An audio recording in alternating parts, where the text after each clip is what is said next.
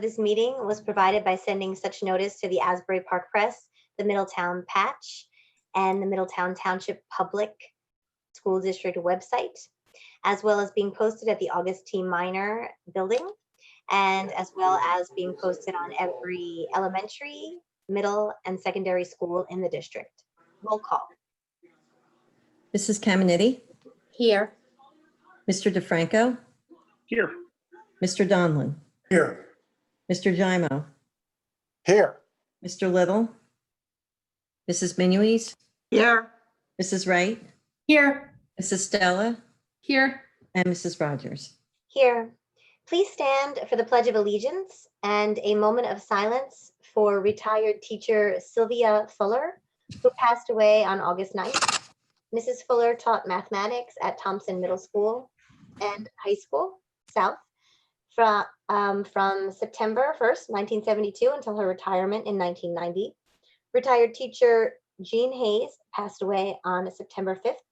Mrs. Hayes was a learning disabilities teacher, consultant in the elementary schools from 9/1/1966 until her retirement in 1994. I pledge allegiance to the flag of the United States of America and to the republic for which it stands, one nation, under God, indivisible, with liberty and justice for all. Okay, Mr. Rotolo, I'm told that Mr. Taylor is not in the meeting. Let me look into that real quick. Thank you, Chris. He is coming in now. All right, it looks like he was in the list of attendees. He should be on his way in. Okay. That happened to me the last time.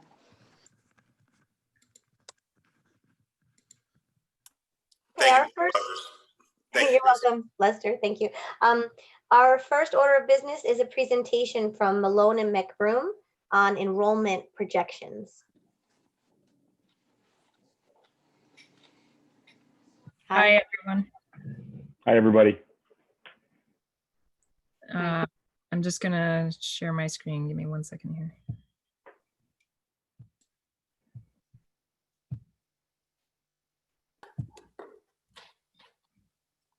All right. Can everyone see that?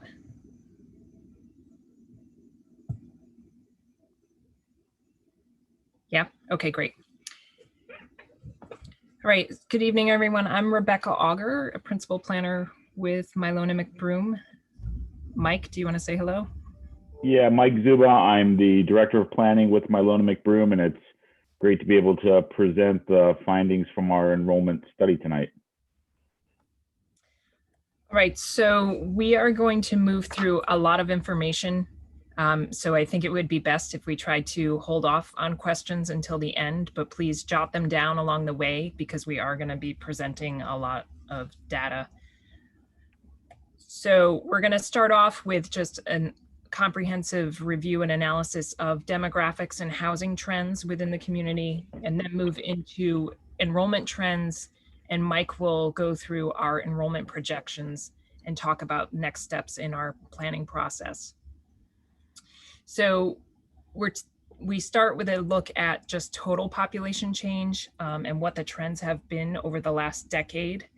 And there's been an estimated 2% decrease overall for the township. However, as this map is showing you, the change has not been evenly spread throughout the community, where you have pink areas around Harmony and New Monmouth schools. There was actually an estimated decline in population, similarly down in the southern end of the community at around the Lincroft area, whereas other areas were estimated to have increased over the last decade. When we take a look at the age composition or profile of the community, it's clear that you are a family-oriented community. When we take a look at a chart such as this on the left-hand side of the screen, it's called an age-sex pyramid, where we're looking at males on the left and females on the right. And we see these two sort of bubbles or bulges on these areas, that's a typical family-oriented suburban community profile where you have working age, family age adults and student population. But what we see here is actually a decline in both of those population segments. And that is what this chart is portraying on the right, which is an increase or a decrease in these age brackets. And you can see that it's actually in the student age population or younger, and that sort of mid-career family age working adult population. So there is an estimated decline in that. However, you still have a general profile of a family-oriented community. We do see an aging profile, which is typical given the aging of the baby boom generation. And you did experience some increase in young working age population, which may be a sign of things to come. When we take a look at trends in births for Middletown Township, you can see that you had a much higher birth rate in the late 90s, early 2000s. You had a period of really steady decline, and really starting before and during and around the time of the recession. However, you saw a pretty significant increase in 2016 and 18.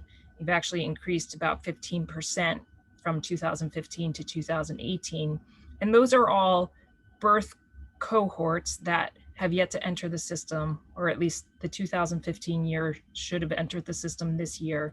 So that's just something to be aware of in your enrollment projections. You do have rising birth rates starting to feed the next few years. The 2019 data that we were able to obtain from the state is very preliminary. They haven't included out-of-state birth occurrences for 2019 yet. So we know it's preliminary data. However, we know that it is likely to be slightly down from 2018. We take a look at unemployment rates to get an understanding of the overall economic health of the community, and to look at these trends in unemployment relative to birth and population changes to see if there's any correlation there. And you had an historic low unemployment in 2019 of about 3%. You were generally right in line with New Jersey as a state's unemployment rate, although slightly lower. We know that the last 6 months have changed all of this. We had looked in May, and as of at that time, unemployment was more around 14% for Middletown Township. And there's just a lot of volatility around this right now. So when we started to try to tie the birth trends to unemployment trends, we did develop a regression model that was fairly statistically reliable, but it was reliant on a county unemployment rate, which again is just so volatile right now that we didn't feel comfortable using that regression model to try to project births moving forward, which we need to feed our enrollment projection model. Therefore, we fell back onto mathematical models. We used a moving average to develop a low, medium, and high to give us a range around the birth projections that we're feeding into our overall enrollment projection model. And you can see those low, medium, and high projections shown here in this chart. The high keeps you at that sort of high 2018 year, whereas the low drops you back down to sort of the average of the last few years. Taking a look at the composition of households within the community, again, family-oriented community with about 30% of your households, including children. Of married couple family households with children, about 70% have only school-aged children. So your families are really oriented around families that have students in the system. There's not as many that have up and coming students or younger children under the age of 6.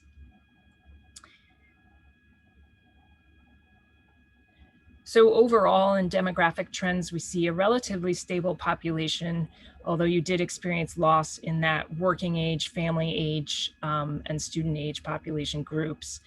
We saw a significant increase in birth rate over the last few years, which should impact your enrollment projections moving forward.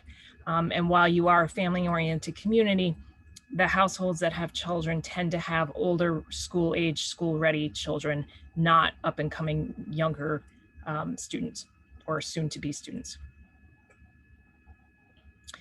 When we move into housing, housing is estimated to have decreased, but again, it's not as evenly felt around the community as the overall number would indicate. I'm sorry, I'm just trying to move my screen so I can read the data on here.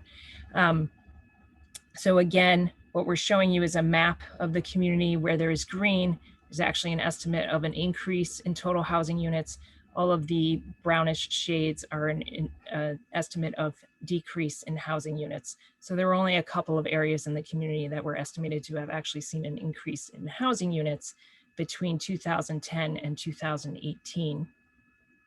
This map is actually showing us occupied housing units that are renter occupied as opposed to owner occupied. And we can see there are pockets within the community where there was increases in rental housing spread around the New Monmouth area, the Village area, Lincroft again, Leonardo, Fairview. And then the rest of the community experienced some small decreases in renter occupancy. However, overall, the community did see an increase in renter occupancy in housing units, and it's now estimated to be around 17% of all housing units. And when we look at who is residing in those renter occupied units versus owner occupied units, we see there's actually more senior residents in those renter occupied units. It's just a greater proportion at 37% with householders age 65 or above in rental units versus 27% of seniors in owner occupied units. So when we take a look at construction and we see this chart showing us single family permits in orange and multifamily permits in gray, and we see some spikes in multifamily permitting here and there, we know that there's a greater proportion of seniors moving into that style of multifamily housing. At least that has been the trend most recently. So housing permits were clearly very impacted by the recession of 2008. You can see the levels prior to that in the 200s per year, dropped right off, and have only recently started to rebound, really beginning in 2015 and on.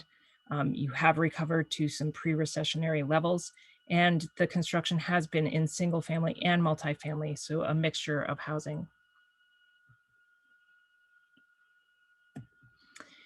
Taking a look at home sales, this data was provided by the assessor, and it's really kind of a remarkable trend where you've seen steadily increasing sales since about 2014 and really up to at least recent historic highs for the community. It's really been a very sharp growth trend, and you've reached to over 1,400 sales per year. When we take a look at those sales and where they're located within the community, we can see some trends where they're not balanced across all elementary attendance zones. And I'll just make a note here that when we talk about the New Monmouth elementary zone, we are talking about a combination of New Monmouth and the old Port Monmouth, so that it's already combined in our data analysis. And what we did here is just plot out where the home sales that were recorded by the assessor are located in which elementary attendance zone.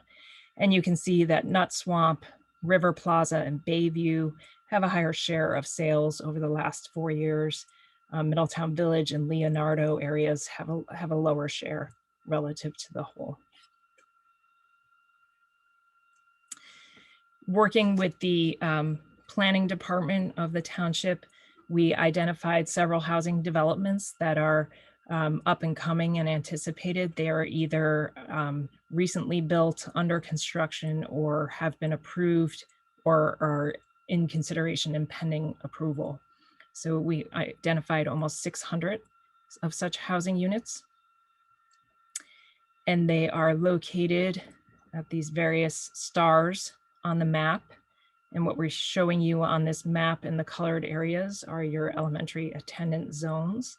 So you can see that the housing developments are scattered throughout the community by and large, but there are two that I'll call your attention to here with the Heritage development and here with Middletown Walk. Those represent almost 90% of those anticipated 600 units. So those are what we paid most attention to in our analysis. And because there's such a significant number of units associated with those two developments, we decided to estimate the number of students that would be generated by those two. So again, Heritage at Middletown, or the American Properties, is currently under construction. It's in the Middletown Village Attendance Zone as it is zoned currently. It would be 176 units with 20% of those affordable. The affordable units are primarily 1 and 2 bedrooms. However, there are 8 units that will have 3 bedrooms. And then we conservatively assumed, because we couldn't get exact numbers, that all of the market rate units would be 3 or more bedroom. For Middletown Walk, which is an approved project but not under construction as far as I know, it located in the Fairview Attendance Zone area. That would be 350 total units with 20% affordable again. The affordable units again are primarily 1 and 2 bedrooms. However, there would be 18 units that have 3 bedrooms. And then we again assumed that all of the market rate units would be 3 bedrooms. What we did with that set of numbers is apply student generation multipliers from Community Data Analytics, which is an eConsult Solutions Inc. product. It's based on the 5-year Census American Community Survey, their public use microdata sample. We're using numbers that are for the Philadelphia and Princeton, New Jersey region from 2018. And what those multipliers do is estimate the number of public school age children. They may not necessarily be enrolled in Middletown Township, but they would be attending a public school of some sort that would be generated by these housing units. And it's broken down by whether the housing units are market rate or affordable, whether they are own or renter style, and the number of bedrooms within each units. So that is why we needed to collect this sort of data on those two developments. When we applied those student generation multipliers, we came up with Heritage estimated to generate 115 public school age children at full build out. And that Middletown Walk would generate approximately 232 school age children at full build out. And as Mike will talk about later, these multipliers were added into our projections over a number of years. I believe we assumed Heritage would begin occupancy 2 years from now and would roll up to full build out over the period of 3 years. And Middletown Walk would begin occupancy 5 years from now and also roll up to full build out in about a 3-year span. So overall for housing, obviously sales and construction were hit hard by the recession, as well as impacts from Superstorm Sandy. Rental units have increased slightly while ownership units have decreased, indicating some likely conversion of ownership units to rental because we didn't see a significant buildup of new multifamily construction. However, really there's been strong recovery apparent in both construction and sales over the last 4 years. And as we talked about with Heritage and Middletown Walk, you have 2 major developments that will likely have an impact on enrollment moving forward.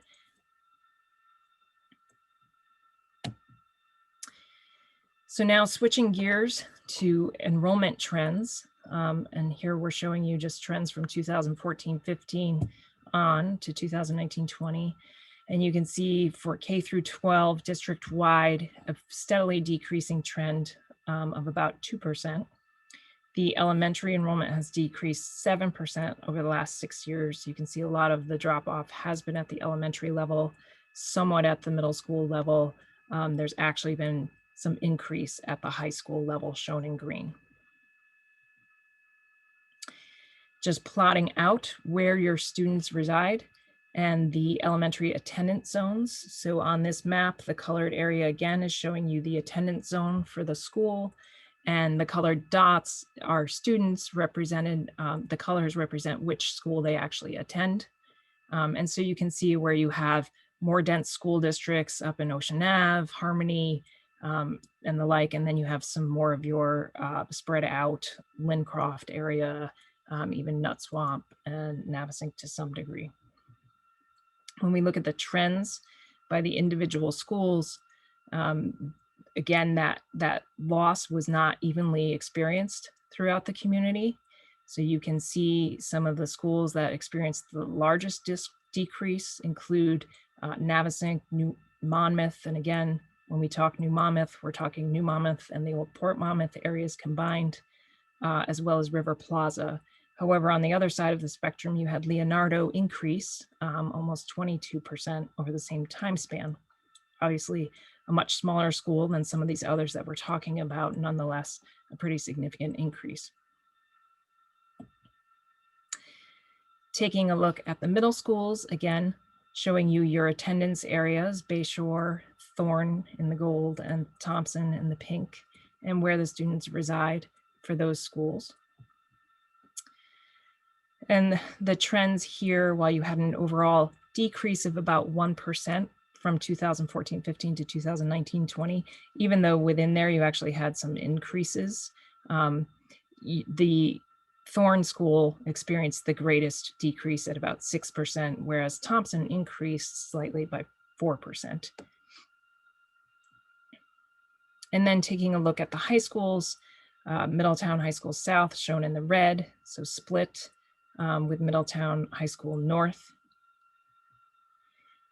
And again, you've experienced an increase in the high school enrollments of 4%. However, it's primarily been at South High School, which has more than made up for a slight decrease at North High School of about 4%.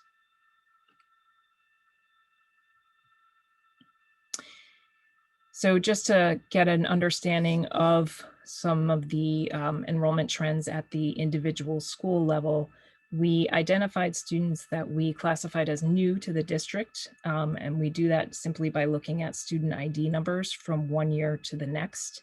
So we obviously don't include kindergarten because even if they were in pre-K, most kindergartners are new to the district. And we're just looking for in-migration sort of analysis of understanding, are there more students coming into a particular area of the community? And as you can see, we've identified about 375 per year students that are new to the district. And when we look at the individual elementary schools, Lincroft stands out as having experienced a greater number, as well as Middletown Village and Nut Swamp. Typically, there is more in migration at the younger grade levels when students are more likely to make a move to get their student age kids into a certain district. But nonetheless, you do see some new to district students at all levels here with the middle schools and the high schools as well. So in-migration can result from many different things. It could be an actual movement into the district. It could be a transfer either from a private school or some other public system, or just a changing in some type of housing issue. What we did with that data, those new to district students, is try to identify if any of them are related to a housing sale, to see if housing sales are really bringing a lot of new students into the district. And only about 10% of the students that we identified as new could be attributed to a housing sale in the previous year. So again, other sources of immigration appear to be more at play here than housing sales. And when we saw that increase in rental units, even though we know a greater proportion of elderly folks are living in rental housing, that may have something to do with immigration that we're seeing. On average, we were calculating that each housing sale generates about 0.1 students in grades 1 through 12 across the district. Mike, you want to take it from here? Thanks, Rebecca. As you can see, we've spent the first half of the slide deck really going through not only the enrollment, the housing, the demographics at the neighborhood level, but also the district level as well, to get a good understanding of what's been happening in your community and how best to be able to take that information and use it to prepare accurate projections going forward. The methodology we really rely on to do that, and it's really one of the gold standards for it, especially when you're trying to produce grade level specific data at individual schools, is the cohort survival methodology. And that's really based on the principle of that the observed data from the recent past is going to be a good predictor of what's likely going to happen in the future. And that relies on either stable growth, stable decline, flat enrollment. As we get hit with things like a great recession, a major storm, a pandemic, that throws a lot of that into fluctuation, and that it becomes a little bit more difficult to model. But we like to be able to prepare 3 different scenarios for each of our projections, a high, medium, and low. In this case, and we'll talk about a little bit later on, is that we found the medium to be the best fit based on all of the underlying data we've been looking at. And it really relies on different assumptions, especially for those last 5 years of our enrollment projections, in order to be able to gauge what we don't have good proxy data for, what would be a likely event in the future, especially for some of those younger grades, because we don't have birth records for that. And then last but not least, as Rebecca talked about, we have several developments that we don't feel are captured in the cohort survival, sort of baked into those historic persistencies. So that's where we pivot from the methodology and look at more of a modified cohort survival, where we're adding in those external factors from housing developments that we know are either approved or under construction and maybe not yet occupied, and make some assumptions there on how they're going to phase in and scale up over time.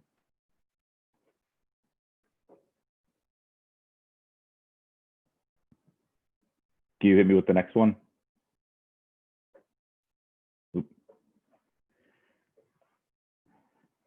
So as we'll talk about the historic enrollment a little bit, I know Rebecca went through it at each grade level. We look at the survivability from 1 year to the next, and that's what forms the basis for the persistency ratios. So when we'll start showing numbers of a persistency ratio of 1, that may mean that a cohort of 100 grew to 100, or a persistency of 1.05 means a cohort of first grade students grew from 100 to 105. And what we find as we start, really digging into those different persistency ratios and comparing it to what we're seeing in not only the housing market from a sales standpoint or from a permitting and construction standpoint, is that we can then correlate what's happening on the ground to what's happening within the students in the buildings, and best be able to project what's likely going to happen going forward.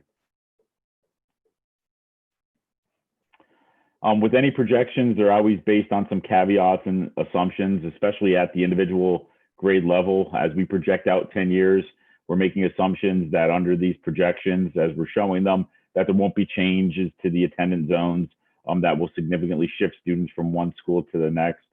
We know programmatic deployments such as pre-K have impacts on numbers, as well as the prevalency of how many students in your community may opt to attend private school. So what we're doing is we're looking at the most recent trends and using those as a good barometer of what's going to happen going forward. Some other ones that we look at are just the general overall housing and employment assumptions. I know, as Rebecca discussed earlier, we talked a lot about the volatility recently in the unemployment market, as well as within the housing market. And that's where, as demographers, we rely more heavily under those stable times, as we talked about the 2019 data that we're reflecting back on it. And last but not least, it's those demographic multipliers, the student generation, those assumptions holding true in order to be able to have the most accurate assumptions or projections going forward. So here's just a snapshot of your enrollment history and things that jumped out at us.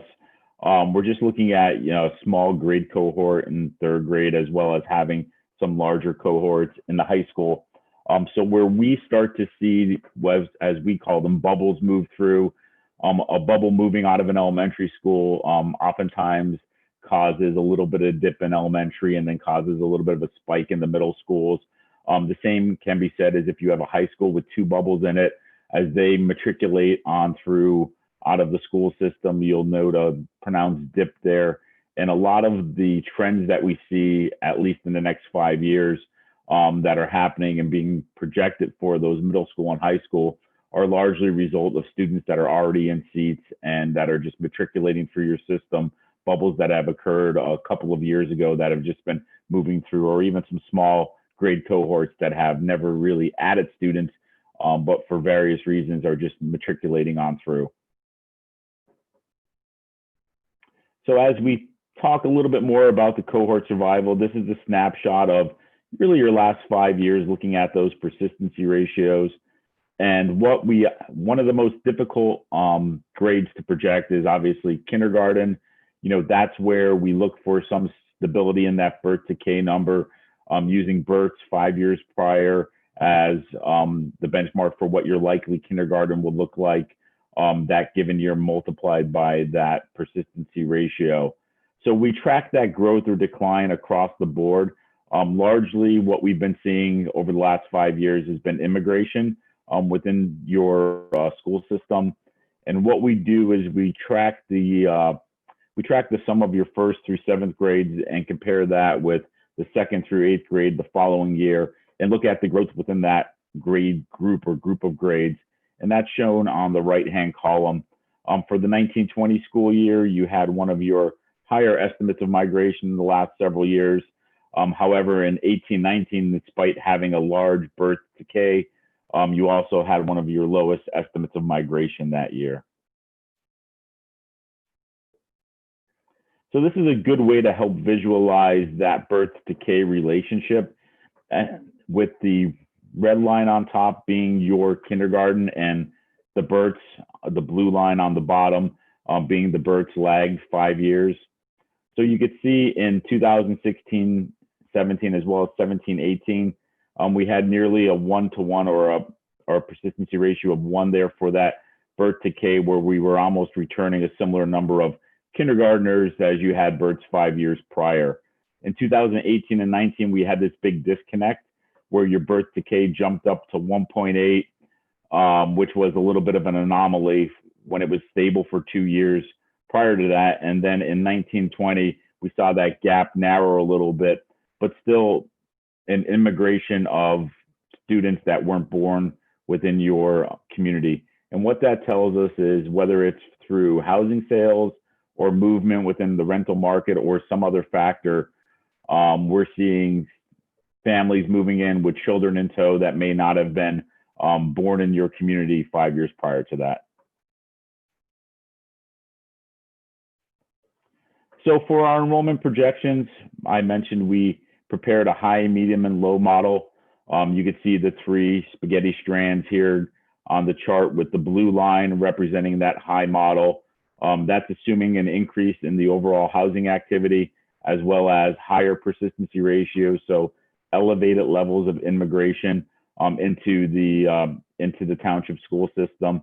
The medium model, shown in the orange color in the middle, assumes that we're going to have sort of a status quo or steady housing conditions as you've experienced, as well as enrollment trends that you have experienced. And this is the model that we're identifying as our recommended model. And then we have our low model, which assumes a decline in the overall housing activity, as well as lower immigration and lower persistency ratios going forward.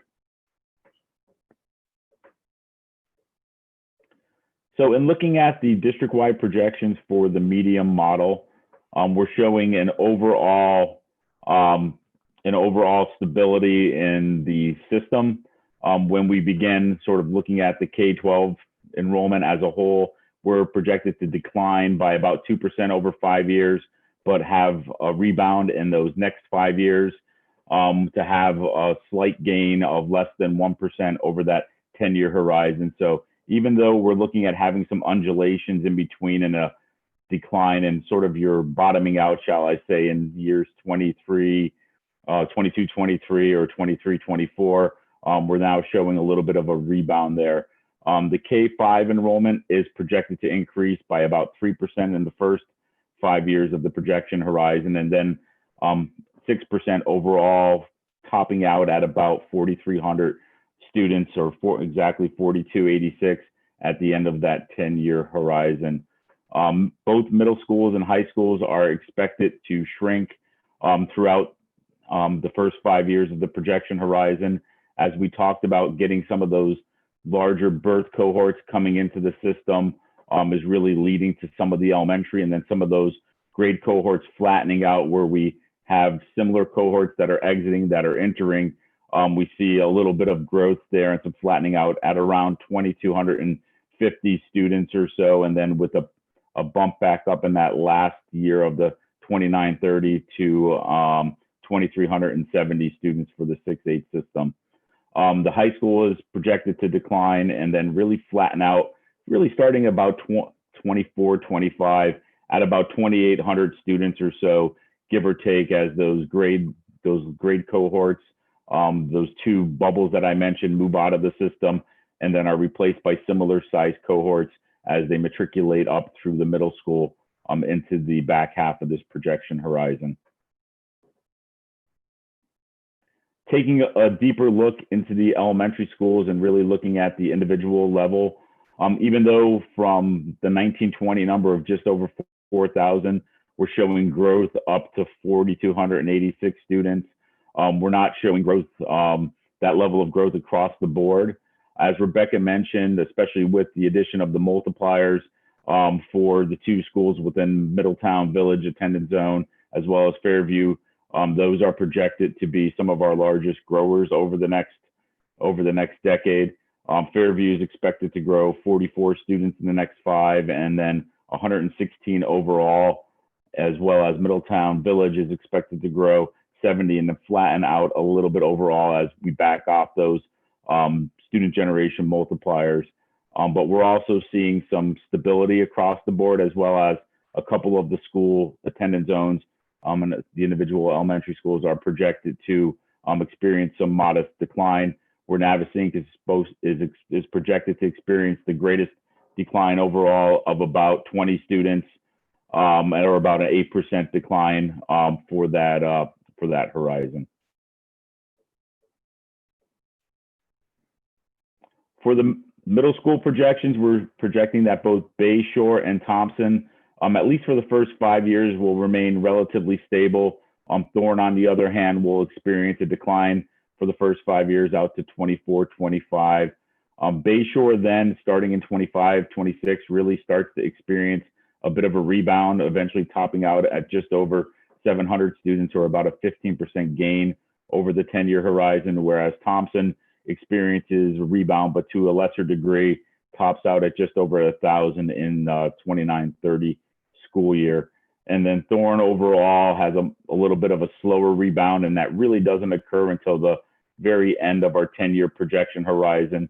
So Thorne overall is looking at about 600 students for the last half of the 5 years, and then really in that last year, seeing a little bit of an uptick there. For the middle school projection, both of the middle schools respectively are going to experience about a 5 or 6% decline. North High School at 5%, South High School at 7% for the first 5 years.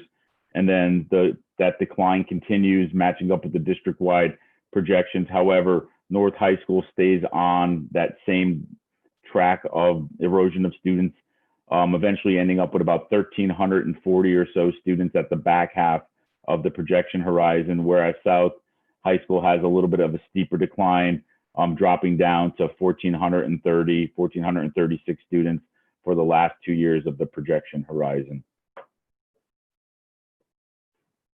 So now that we've wrapped up really the enrollment portion of our study, we're looking forward to the next steps, which include finalizing the capacity numbers, especially as we begin to talk about utilization of the individual schools.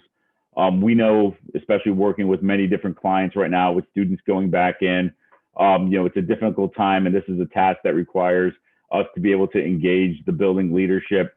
So we're eager to be able to have some conversations with the building leadership as time permits and just address some of the questions that we have and begin to finalize those capacity numbers in order to then produce our utilization analysis, which will really be year by year, but really be focusing on what those space implications are over a 5 and 10 year, and then looking at it not only at the individual school, but at those various grade groupings to be able to understand where some pressures may be for space and where some excess capacity may exist within the individual schools. And then overall present the findings of that to the strategic planning committee and continue to work to develop some framework to be able to look at and vet some options based on the findings of our study to date. With that, I'd like to turn it back over to the board for any questions that you may have for Rebecca or myself. I have a couple of questions. What is your margin of error in this plan?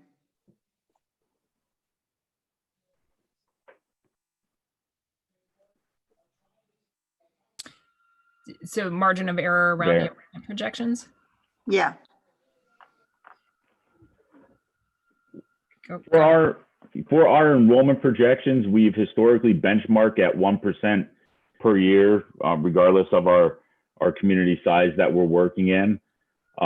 We do recognize that, I've gone back doing projections for 20 years that we'll have a larger percent of error when we have unforeseen events.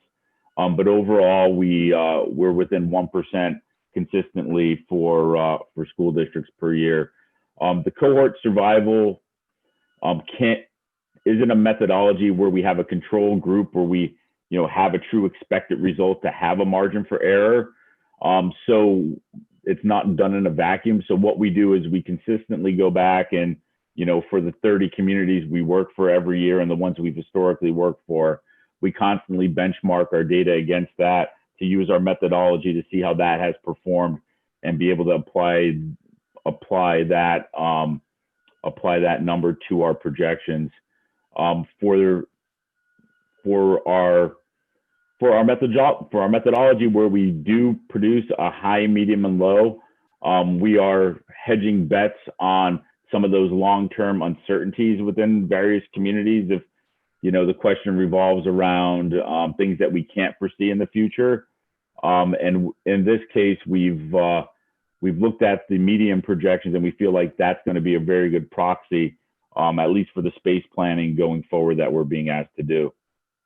Do we look like we're on target for our October enrollment of the 1,962 students? We haven't gotten a preliminary enrollment update yet, and we would like to look at that, certainly moving forward. Yeah, and one of the things too that we'd like to look at moving forward is in some of our other communities, we've noticed with the various models that a community opted for, at least to start the school, the numbers change from, say, the September late August, early September numbers to the October numbers based on parents' choice with what those models were. That's something we're gonna want to look at as well to see how the preliminary enrollment numbers may have changed as you've moved into the start of the school year and then into your October numbers. And the other question I have, the pandemic is definitely an unusual situation. And when you drive around town, you see houses being sold in one day. Yeah. Bidding wars going on. How are you going to keep up with the enrollment of seeing who's moving into these houses? Because obviously there are big houses being sold, families moving in. How do you account for those students? Yeah. And I think that's what Mike was driving at in his discussion of the margin of error. We just can't, in a really concrete and finite way, account for that at this time. It's something that the district certainly needs to be monitoring, and you may need to adjust enrollment projections as you move into a design phase of your strategic planning thinking. But we do feel that medium model is a good baseline for starting the planning process around space considerations, knowing that that high range is there as well for Mhm. parking purposes. Yeah, Rebecca, great point. And we're seeing it doing a bulk of our work in the New York metro area, including lower Fairfield County, a lot of the communities, a lot of the the well-regarded suburban communities and school systems that are seeing the influx of new families, the increase in housing sales. I think as we move into that next reconfiguration and that planning phase, it would behoove us to be able to benchmark potentially against both of those numbers. And that's one of the reasons why we do have our methodology the way we have it, is that it allows us to easily pivot over and do that, and to be able to have that number there. I hope we really do keep a good check on this, because anything that you guys are recommending for us to do and we don't have those right numbers, we're going to pay for it as a community down the line. I'm a And- little concerned. I'm concerned about what you were saying about the people moving in, because the community has a lot of people moving in. With COVID, it brought a lot. I think Middletown is like number 6 in the state of New Jersey with the increase in population. When you look at it from people moving in and buying, it's because of where we are and how we commute, as far as people are working from home. But if they do have to get into a place, they can commute easily. I'm a little bit concerned when you say you have a 1% margin of error there. I think it might be larger, especially Well- with this year being 2020 and going forward for 2021, because we don't know what to expect. And that's a good discussion point. And Rebecca, can you just flip us back to that? I believe it was slide with the high, medium, and low projections on it.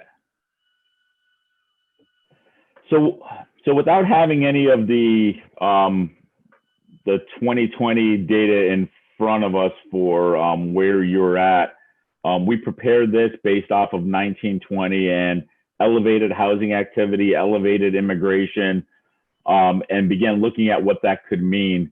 So I think with this model and then getting some real data, I think we're going to be in a good position for the space planning. I think one of the long-term questions that keeps coming up in some of the other communities we're working in is how long will this last? So we're seeing some tighter markets, supply-driven markets. We know construction does take a while. What's already been in your planned, approved, and pipeline is likely going to be what's going to carry you forward. And I think as Rebecca talked through the details of the multipliers of what the new stock is coming online, that was wise to be able to capture that into these numbers. But also then begin to sort of look at, in 10 years from now, is this move to the suburbs still going to be put in place? And that's something that I don't think anybody has an answer to right now, but it's something that we want to be cognizant of. So, we have a lot of tools at our disposal to try the best we can to future-proof as we get into this planning phase, and we're open to being able to review those additional data points and seeing if any adjustments need to be made. Hey, Mike, it's Nick DeFranco. I want to just sort of clarify something I'm looking at here on this slide, and thank you for going back to this slide, because I know you said that you have the high, medium, and low model, but to my eyes, it looks like the medium model does tend to the high side. So rather than being a down the middle sort of medium model, it looks to me like you're accounting for the variability in the influx of new residents plus the 600 some odd units coming online by trending towards that higher number. So I think sort of addressing Leonora's concern, I would agree that, staking your 1% might be a risky gamble, but also, it looks like you've hedged towards the side of caution on that by, the middle model and the high number are barely separated until you get out to 2024, 2025. So it looks like you're being appropriately conservative here. Yeah, Nick, great point. I mean, I've been through the housing boom of the early 2000s doing enrollment projections, and I see a lot of similarities of this the suburban movement back then to what the suburban movement is now. And you're right, Rebecca and I did put our foot on the pedal early on in these to be able to bring that medium model up to best account for everything that we've, as planners, that we've been seeing, hearing. Even though the data points may not be in yet, we have a feel for what's happening in our metro area.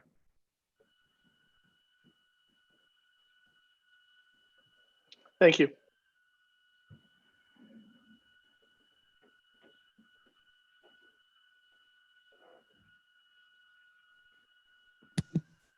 So can we get explained to us what's the next step?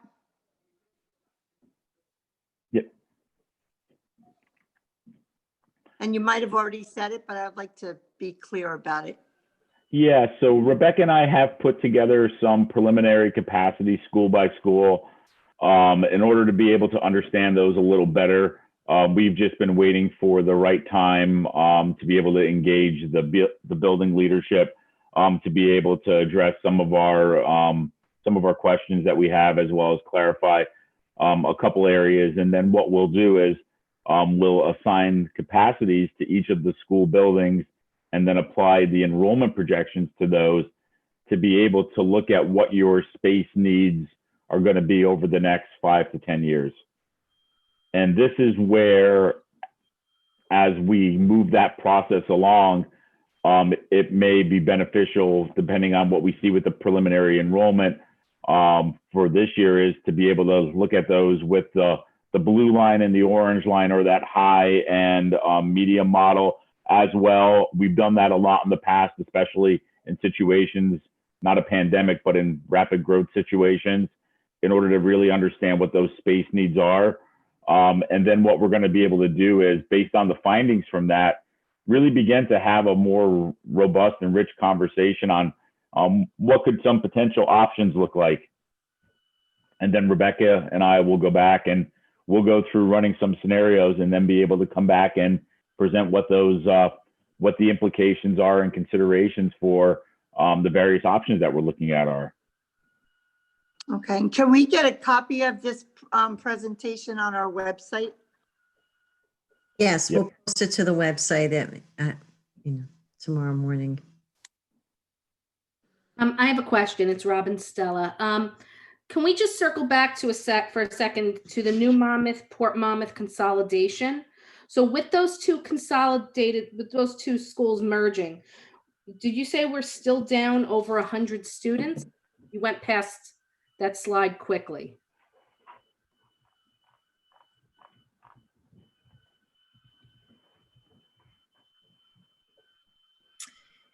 Yes. So that's over the last 5 years, again, looking at 2019-20 Okay. as the ending point for that.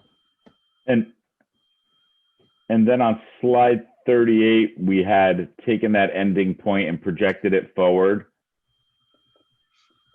I think it was 38, if I recall. So now you're looking future.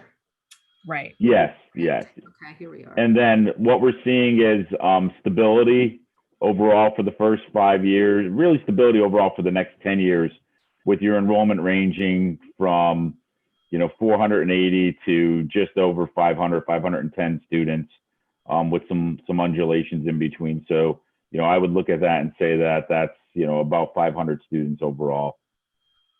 Okay, thank you so much. You're welcome. I'm sorry, what's the max at New Monmouth? The max. Do we have that slide? I think that's on our website. I'm just In terms of capacity, you mean? right. The max at capacity. I don't. Yeah, I'd rely on the district at this point for that answer. Right. I just want to make sure we're not I don't have that information. getting anywhere near there. this I time. feel like it's like 550 or something, but I don't remember. Okay, thank you. Being your accent for the max of New Monmouth, I'd like to see the max for Thompson, Eden Village, Lincroft, all the schools that are heavily attended. Well, I think based on what we heard, I think that's part of the next step, is to go down to that building level. So Mhm. So I think the strategic planning committee, and John, I don't know if you're on, I think that will be our next, instead of our next, committee meetings, to work with Malone and McBroom to get those numbers together. And also, as they said, they'd like to be in touch with our building level personnel to make sure that we're not just doing a numerical analysis, but there's a really a strong feel for the community impacts of the numbers that we're looking at.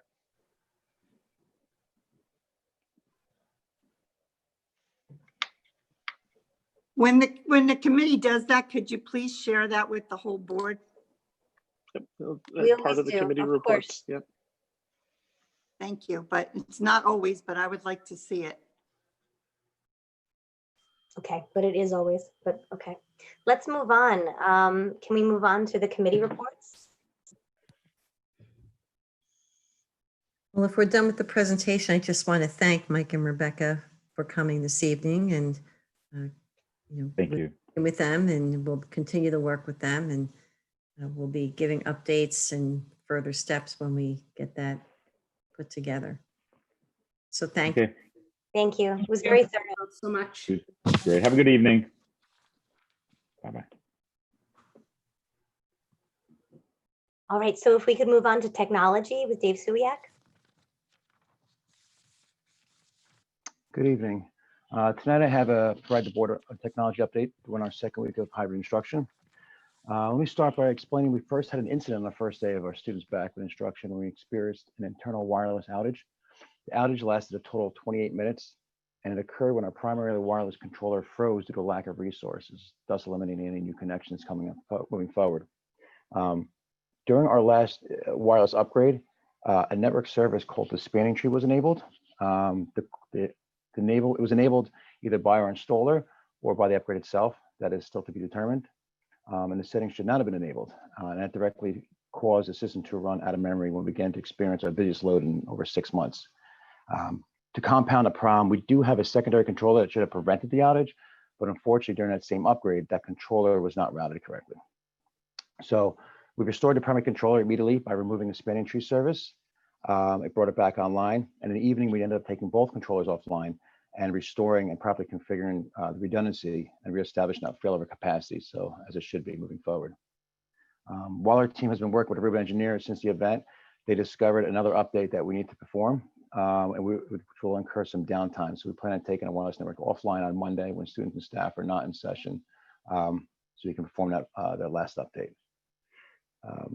Each day, we've been actively monitoring our network. I'm happy to report that our bandwidth and our internal connections have not been an issue during hybrid and virtual instruction.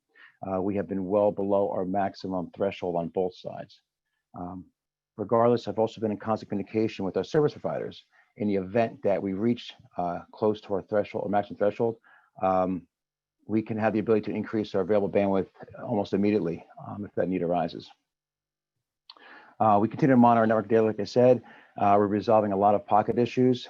Most of those issues are related to proximity to access points and hardware and software issues like updates, a lack of RAM that we're constantly updating. One of the biggest issues actually we've been facing is that many of our teacher computers have been off for nearly 6 months or haven't been on for that long. So right now they're trying to download 6 months of updates. So we've instructed our teachers to reboot their computers at the end of the day. What that'll do is that forces the update to begin, and it'll update overnight before they return in the morning. We also continue to receive support calls from families, from parents experiencing connectivity issues at home.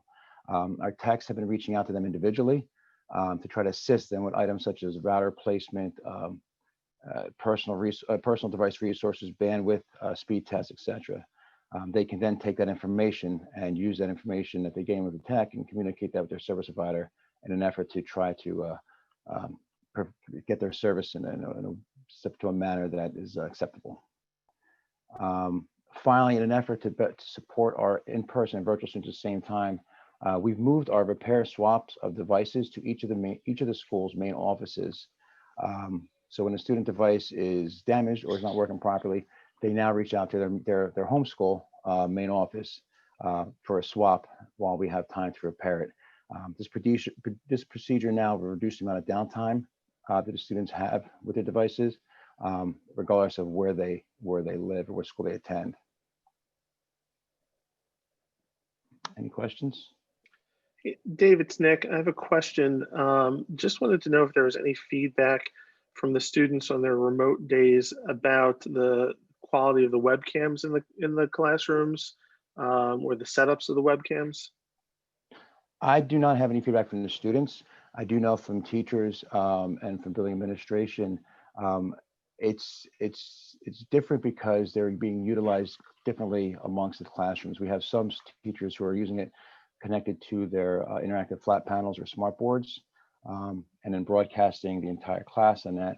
We have others who are strictly directing that camera at the teacher themselves in a more in a smaller kind of focus. But I do not have any feedback from students, but we can try to obtain some to see how it's working out, because we do have some models that seem to be working better than others. And based on that, just based on the feedback that you've gotten and some models working better than others, would there be an eye to upgrade maybe the ones that don't work as well? Or is that something that you're looking at in future expenditures? Well, we have different options for the ones that we have. There's updates that we're performing on the actual devices, firmware updates that seem to resolve a lot of the issues. We initially had issues of mirrored images or sound quality issues. As we reach out and update them individually, they seem to be working much better. And a lot of it has to do with placement. We are looking at purchasing additional microphones for sound quality issues, and even headsets, so teachers can better communicate with those students at home and don't have to strain their voice or position the camera in a sense. So it'll pick up the audio better, but then you'll have a degradation of video. Right. Okay, thanks.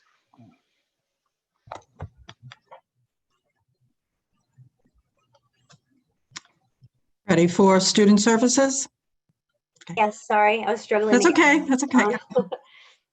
All right. Hi, everyone. We had a Student Services Committee meeting just last night. We talked about how the special education services were rolling out during the start of the school year. Things have been actually going quite smoothly. The child study team did many evaluations over the summer.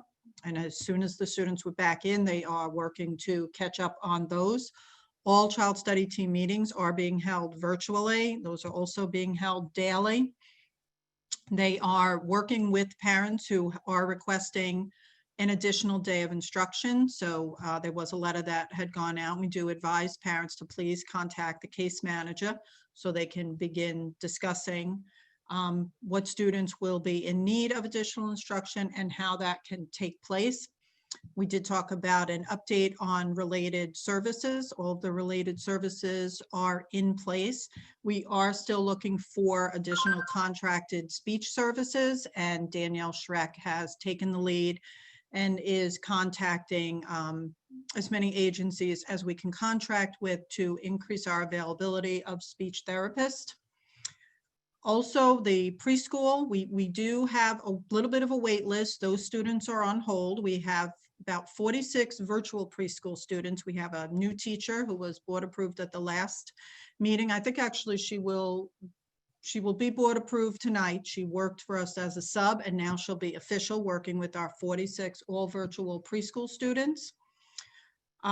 We did talk about the NJCIE grant. So as I had explained the last time, Harmony received the 3 to 5 year NJCIE systemic change grant. It's 3 to 5 years to really work with us to move our preschool to as much of an inclusive model as possible.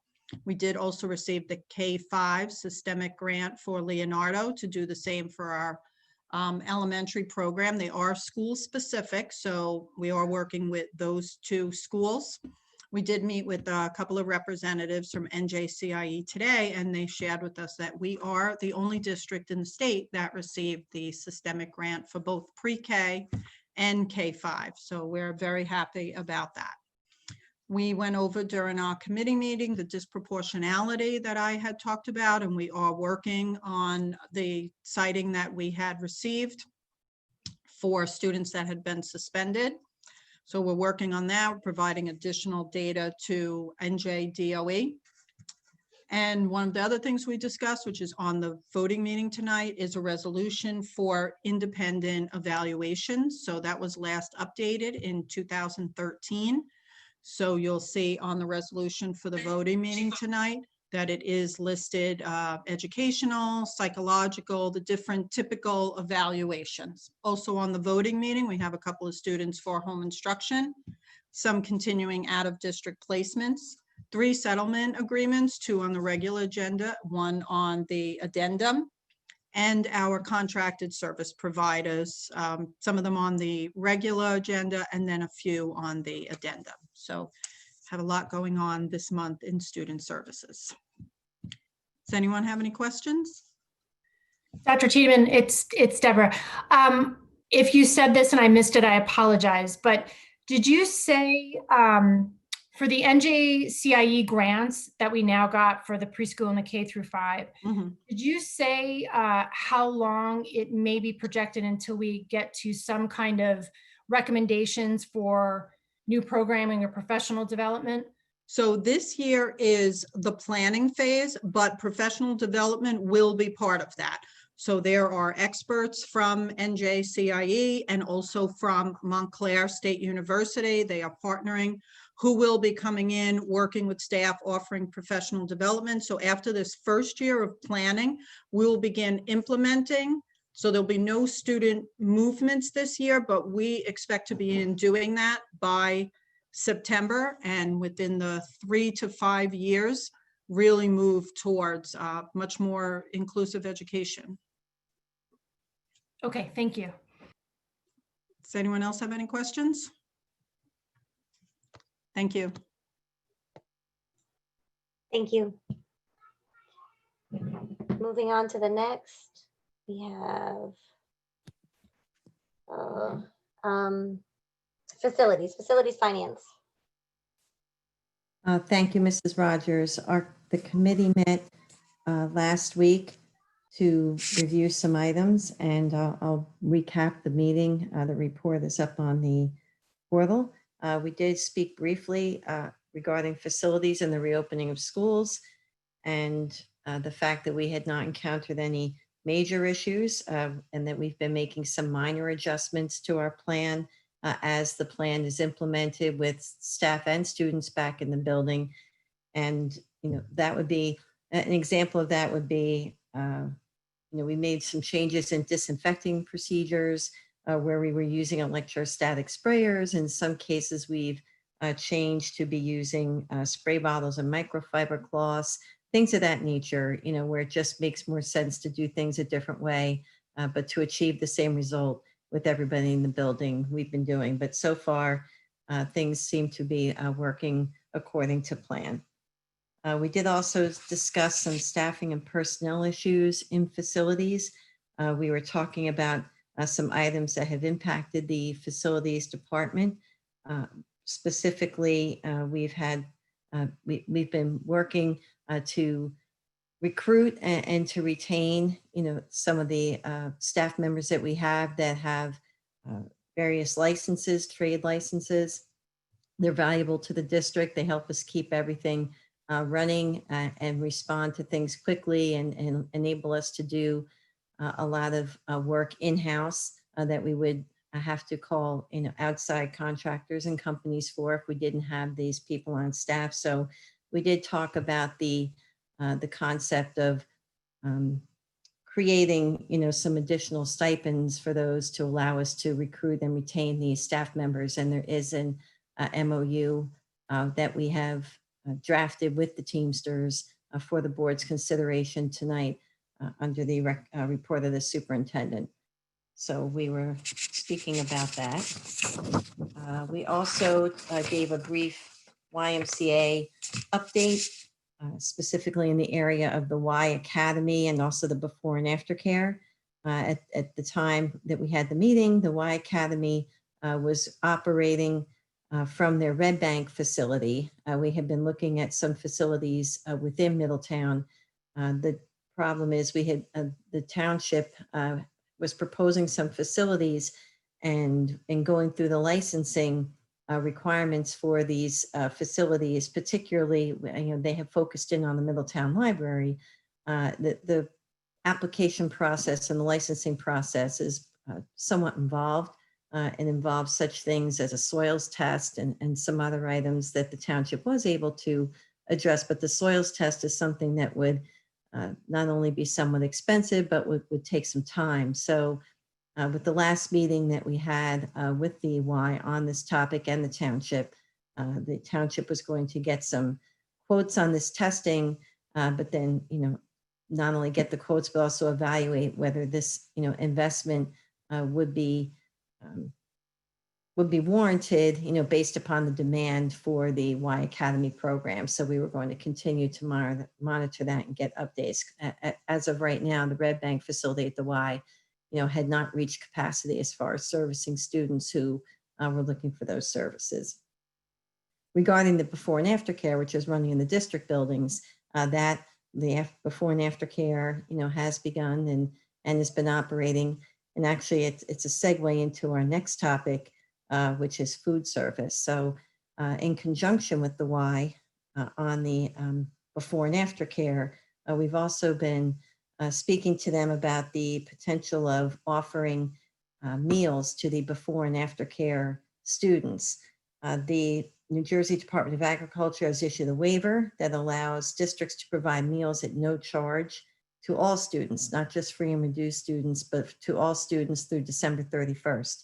So we have advertised that, and we've also, we've included these distributions at the sites where we have set up, of which we're currently distributing meals twice a week from High School North, High School South, and Ocean Avenue.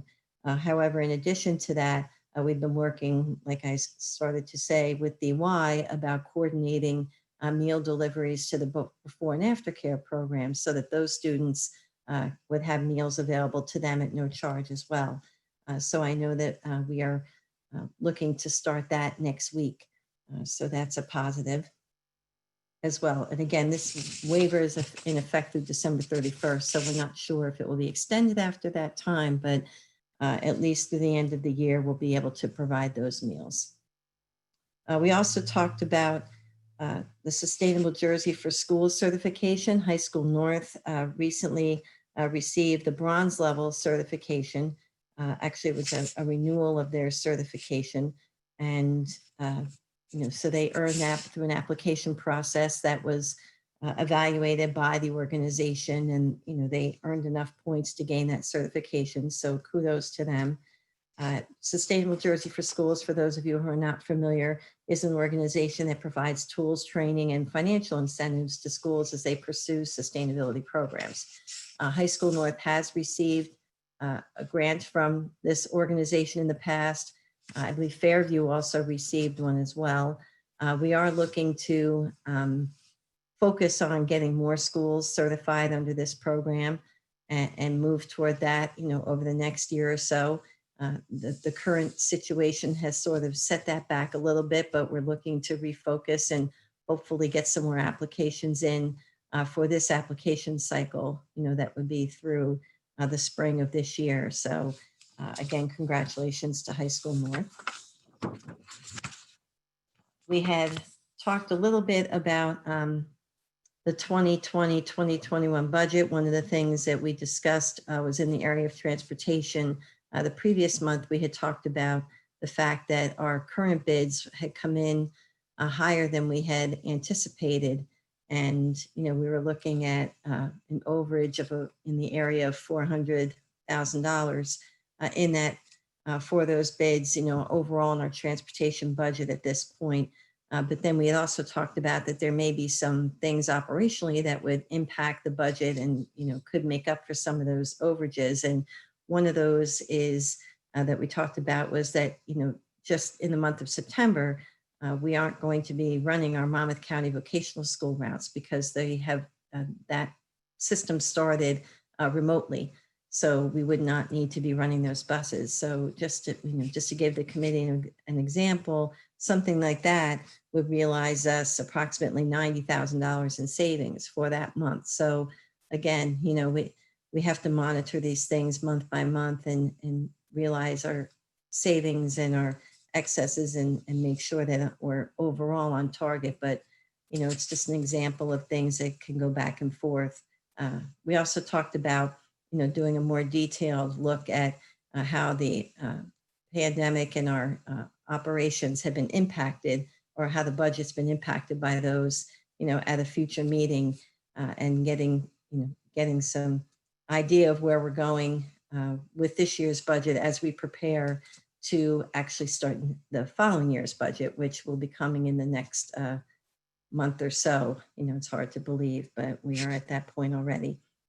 Something I wanted to mention that we didn't speak about at the meeting is something I just got notified of today. The district has been granted an allocation out of the state's coronavirus relief fund, funds that are available. Governor Murphy had announced an allocation of $100 million to assist districts and so forth. And we did not know that we were getting an allocation until today.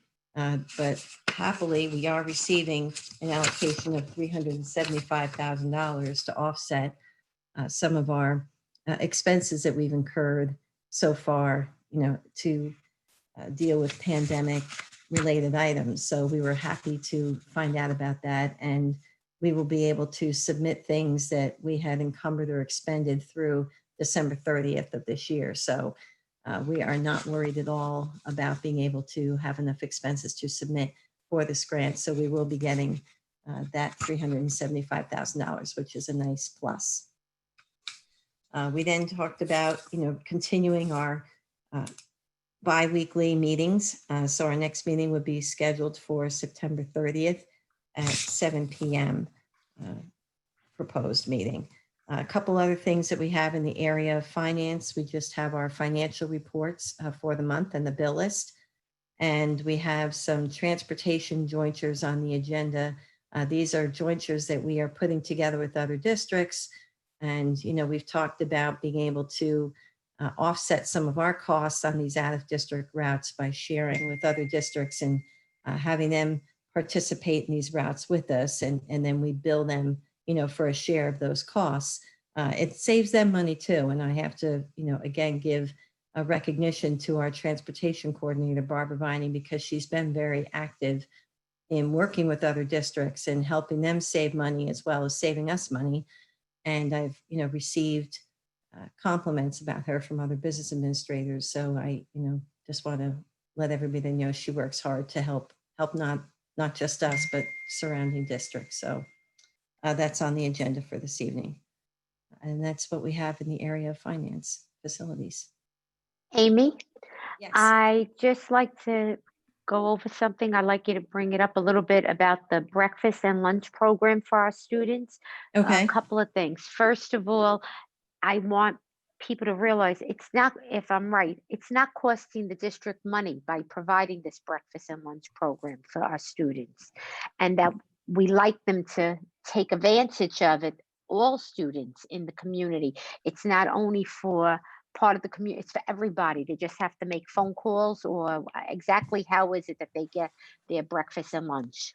Well, right now we are doing pre-ordering for the distributions, and that's only because we need to know how many meals that we are going to be distributing. We don't want to overproduce, and then where they need to be, because we do have the 3 distribution sites.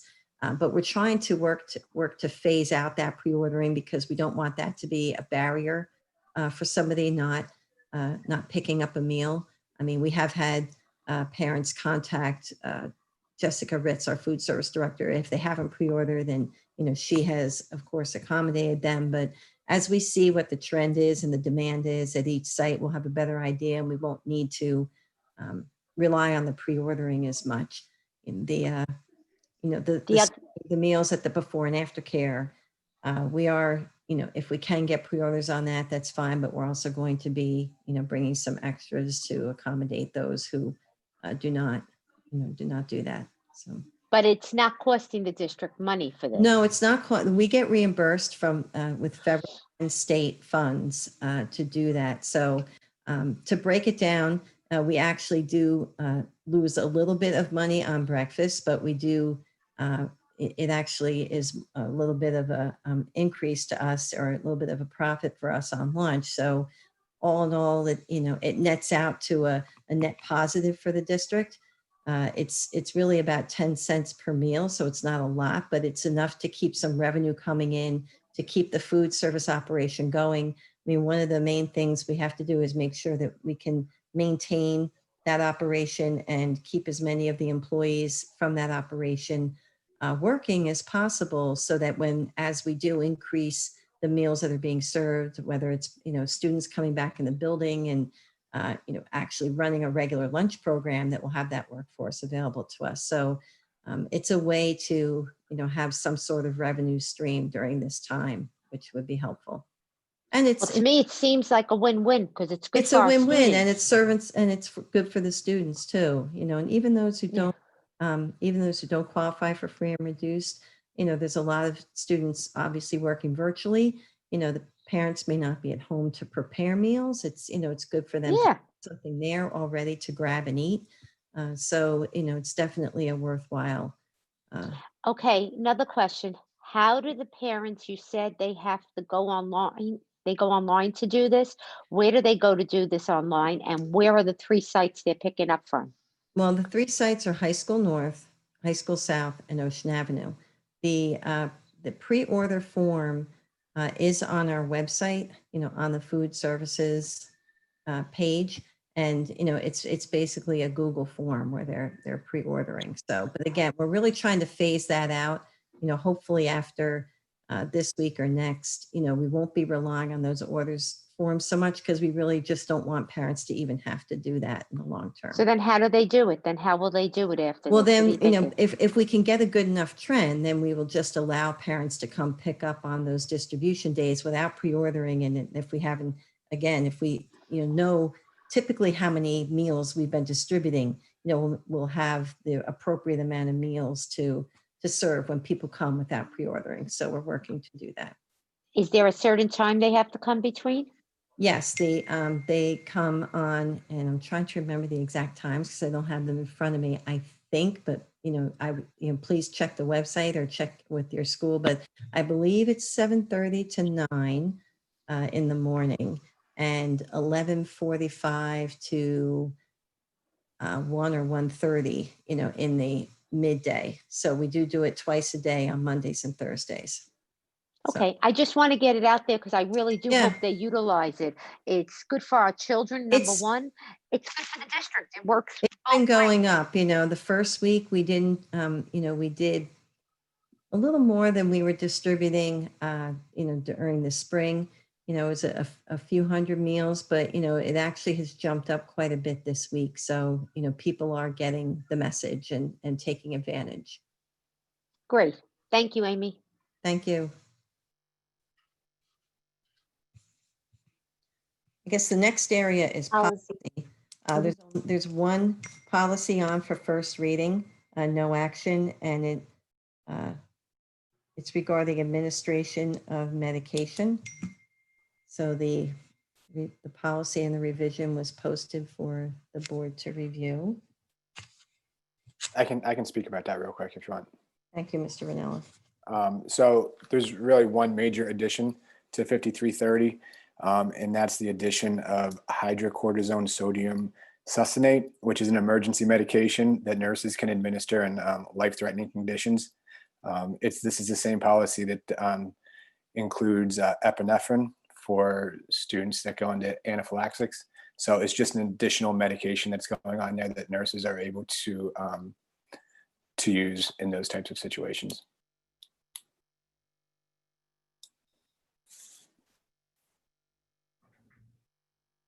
Okay, thank So you. again, that's a first reading, no action.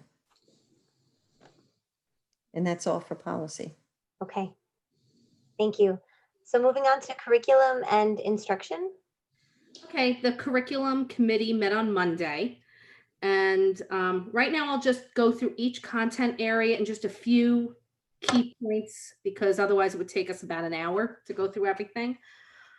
Teachers in math were trained on the K-5 programs, investigations, and envisions. There will now be an elementary math hub available for parents to access. Next year, there will be a rewrite of the Algebra 2 curricula. It'll now be 2 pathways. One is a STEM-focused Algebra 2, and then the other one is more of a data-focused Algebra 2, so kids can decide based on their interests, and their guidance counselors can help them. They're also writing a financial algebra course for seniors. And this one is really great because it's for more practical uses, like how to use Google Sheets. So it's really college and career focused. They're also coming up with a data science math elective and a math ed camp for teachers. So that's more PD opportunities. In music, we just talked about the mask mandates and the mask rules for band and chorus. We're looking at the possibility of purchasing bell mask covers, which are like instrument masks, but they're still pricing that out. And right now during band and chorus, they can remove the masks during music class only when distancing, when 6 feet or more is enabled there. In English language arts, the high school AP courses are to be updated to be aligned to the new AP curriculum. And this is exciting. Right now, Middletown is part of a consortium that has digital books to allow choice between digital and hard copy books, and a lot of access to high interest books. It's a great price to access a ton of fiction and nonfiction for our students. It's kind of like a library where they reserve the books. In world language, what's new for this year is a rewrite of Advanced French A and Spanish A, Spanish 2, French 1, Italian 2, Latin 1, and AP Italian. For next year, all of K-5 world language, which is Spanish, there will be a rewrite based on new state standards. This year, another exciting addition is American Sign Language 1, which is a virtual offering at both high schools. And the hope is to next year offer both ASL 1 and 2. So in social studies, we talked about the new LGBTQ mandate that went into effect on September 1st. So at the middle school and high school levels, teachers will teach about the contributions of LGBTQ+ individuals and also people with disabilities. So this could be done through social studies and language arts. Teachers receive training on the PD days at the beginning of the school year. In addition, teachers are teaching according to the Holocaust mandate and the Amistad mandate, which includes African-American history and slavery, which we've been doing all along. There are some new standards coming up, which are civics focused. The K-5 social studies curriculum focuses on global competence, how to be civic minded, and also how to recognize and value differences. Also in social studies, as we all know, this is an election year. And so teachers were trained about how to teach current events, but in a non-biased way, and also to teach kids how to be civically engaged. There are a few dual enrollment courses that are new this year. One is a Holocaust and Genocide course where the students can get college credits through Kane University. Also abnormal psych honors, advanced graphic design, video game design, and AP US history. All of these are dual enrollment with Seton Hall for college credit. Recently, the curriculum department and the special services and student services department wrote the job description for the equity and inclusion specialists. And I believe there will be 3 of them, and these will all be funded through the IDEA Act. In science, there are a couple of new standards, not too much change, but there's new language to include teaching about climate change, which is something that we've been doing anyway.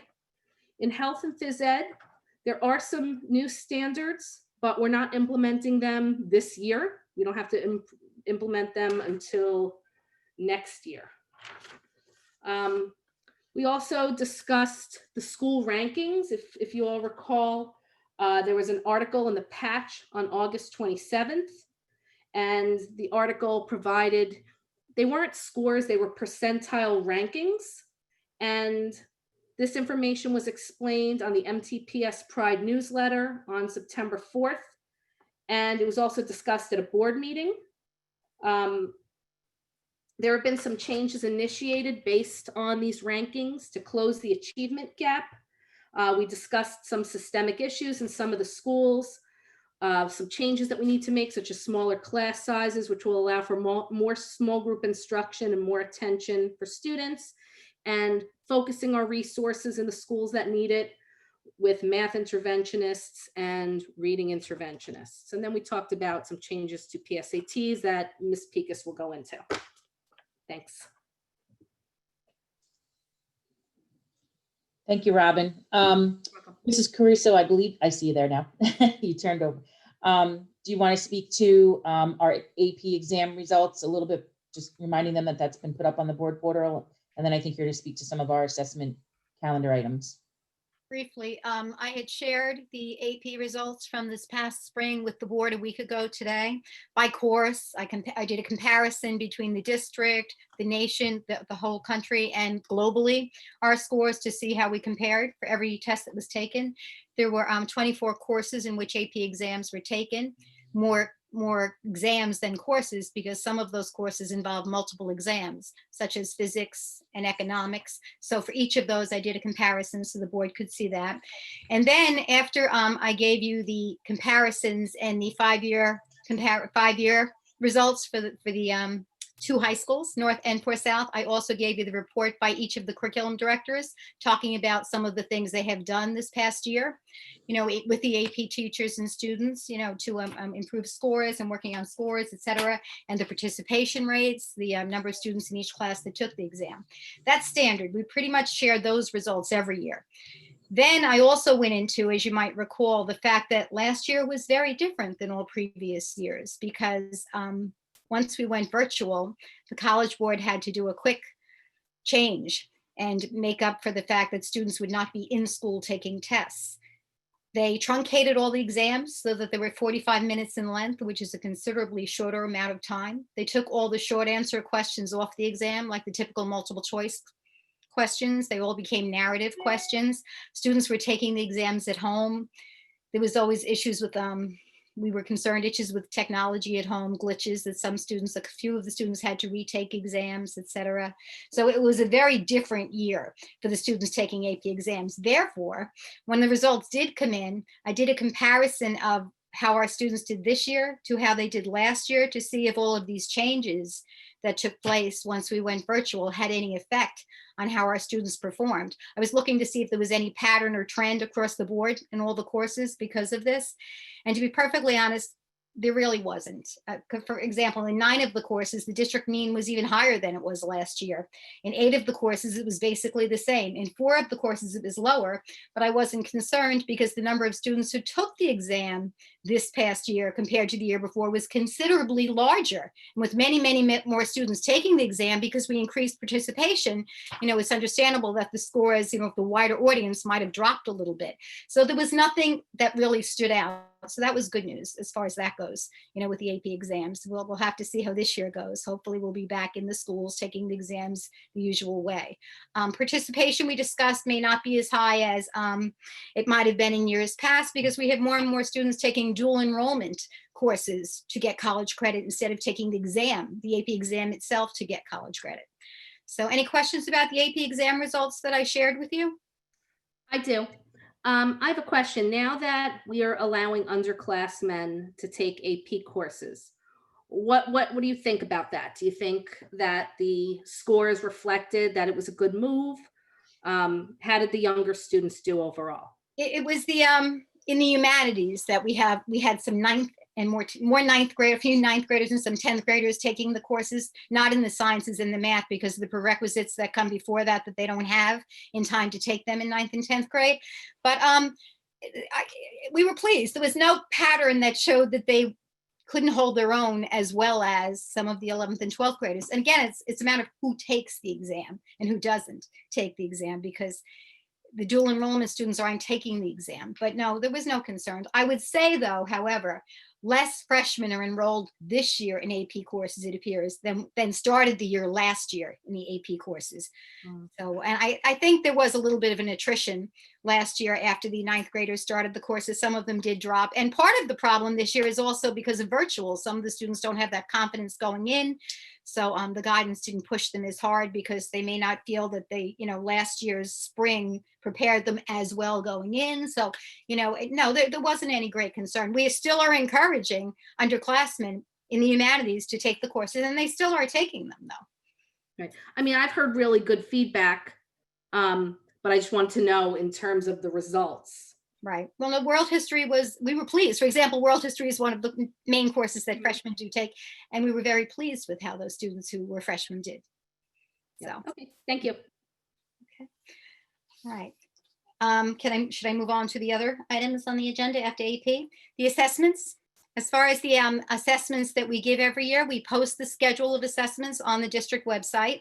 And we did do that for this year. It's a little bit different in the past because some of the dates are not on the schedule because we do not know yet, for example, when the New Jersey Student Learning Assessment is expected to be given in the state of New Jersey. The state has not told us that because of the situation that we're all in. As you know, we didn't give it last year. So we don't know exactly when that will be. When we find out from the state, we will of course post that on the assessment schedule. And that date will impact some of the other dates on the schedule. But if you do look under the curriculum and instruction tab on the district website, you will see the assessment item, and then you can pick the schedule from there and see what is on there. One big change to the schedule is that we have made the decision this year to not give the high school quarterlies that we traditionally give, because, and that's just a one-year decision, and that is only because of what we're doing this year with the teaching asynchronously and the teachers, what they're doing in their classrooms. Instead, we're going to prioritize instruction and give frequent formative assessments or performance-based assessments over summative cumulative assessments this year in all departments. Okay. And I think you'll understand why we moved in that direction this year. That's one big change in the schedule. The other thing that you'll see on there is the PSATs. That's a little bit of a change. In past years, the PSATs were taken by both the 10th and the 11th graders in both high schools. This year, it will only be the 11th graders taking the PSATs for a few reasons, one of which is we need more proctors because of the health and safety guidelines on which we are working and the number of students we can put together. So we are only having all the 11th graders take the exam in the school on October 14th in both schools. It has to be done in person. The virtual students, of course, are invited to come join us and take the PSATs as well, because it's for all 11th graders to take the PSAT exams. And then the students will go home after the shortened day as before. The 9th, 10th, and 12th graders will be taught asynchronously, and the teacher will have office hours in the afternoon for all classes. Okay. Questions about the PSATs or the assessment schedules or any of those things? Okay. Thank you. Okay, there is one more item on the agenda that we added because it just came out from the state. Wait a minute, I want to go back. I'm sorry. I want to go back to the PSATs. You said that the PSATs are only going to be taken by the 11th graders. Which is what it was years ago. Yeah. Mm-hmm. I know that. But then we started doing it for the 10th. What happens if they want to take it the 10th? What do they do? Is there any place they could go to take it? Is there anything they could do for it? I don't think they can go anywhere and take it. It would have to be given in their school. And for us to give it does have to be their school. Mm-hmm. Okay. I'm not aware of, not like the SATs, if that's what you're thinking, with the SAT. Yeah, that's okay. That's what I got confused. Okay, forget about it. And we did not want to not have it for the 11th graders because we want them to be eligible for national merit scholarships and so on. And so that's why we did not want to, it was tricky to do it, but we're doing it, It's very. I was thinking of SATs. I was thinking SATs. That's why. Thank you. Okay, no problem.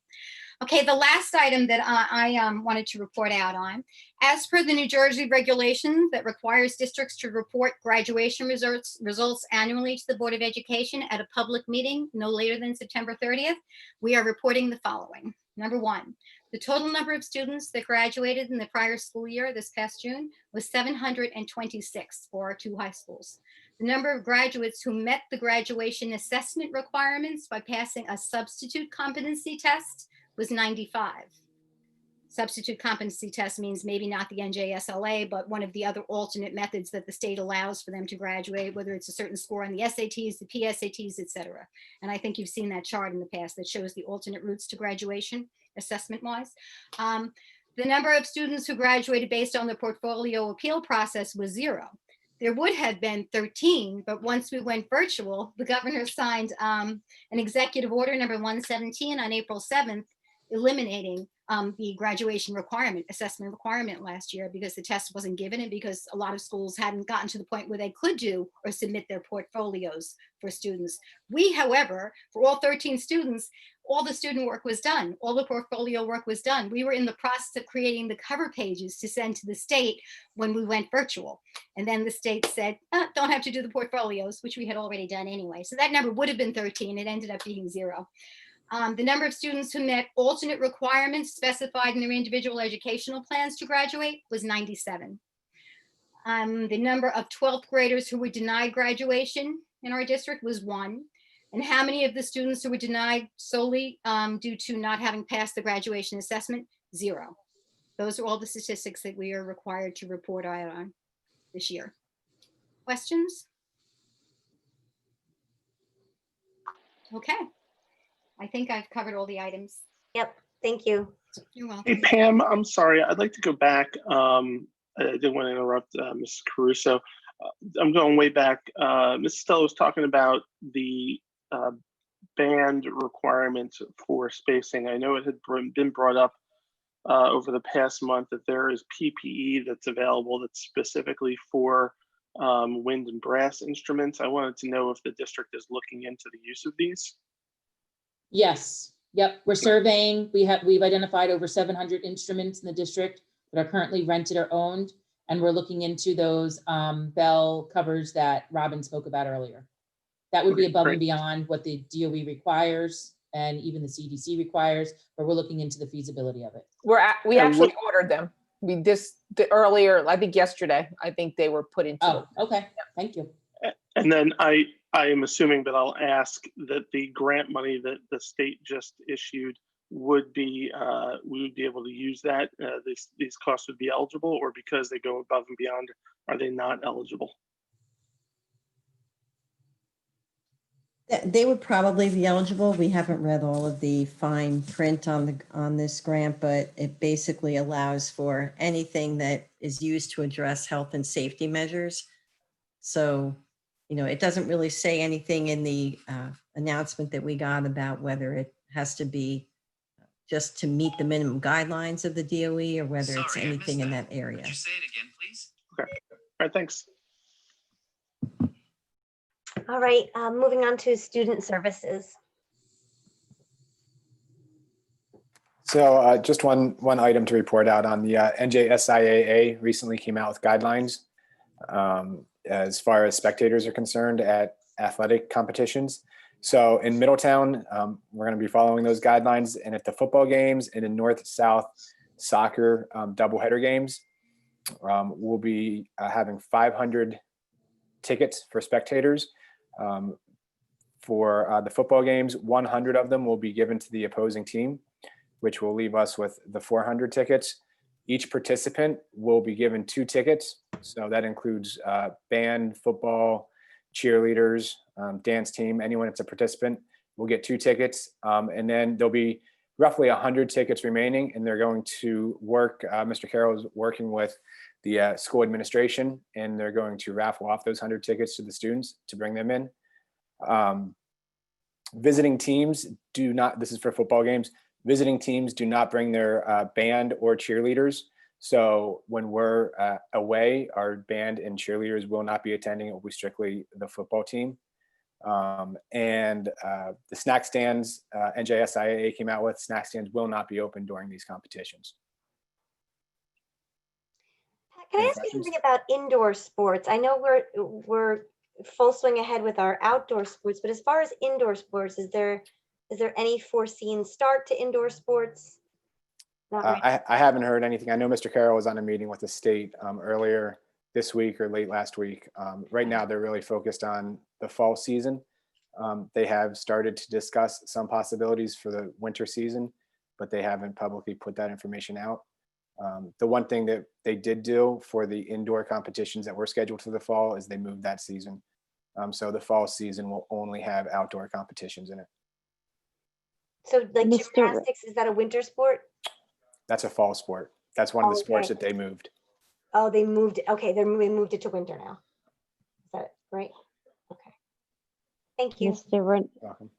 Mr. Ranella, do you have any idea how many home football games we have? I believe that each team has 3 home football games. Not much for the bands and cheer. What happens for bands and the cheerleaders? Cheerleaders only have then 3 games to cheer for, right? Correct. Do they cheer at anything else? Are they going to be cheering at? As of right now, I don't know if there's plans for them to cheer at any of the other competitions, but we do have the competitive cheer team that's a combination of North and South. But again, that's dependent on what happens for the winter season.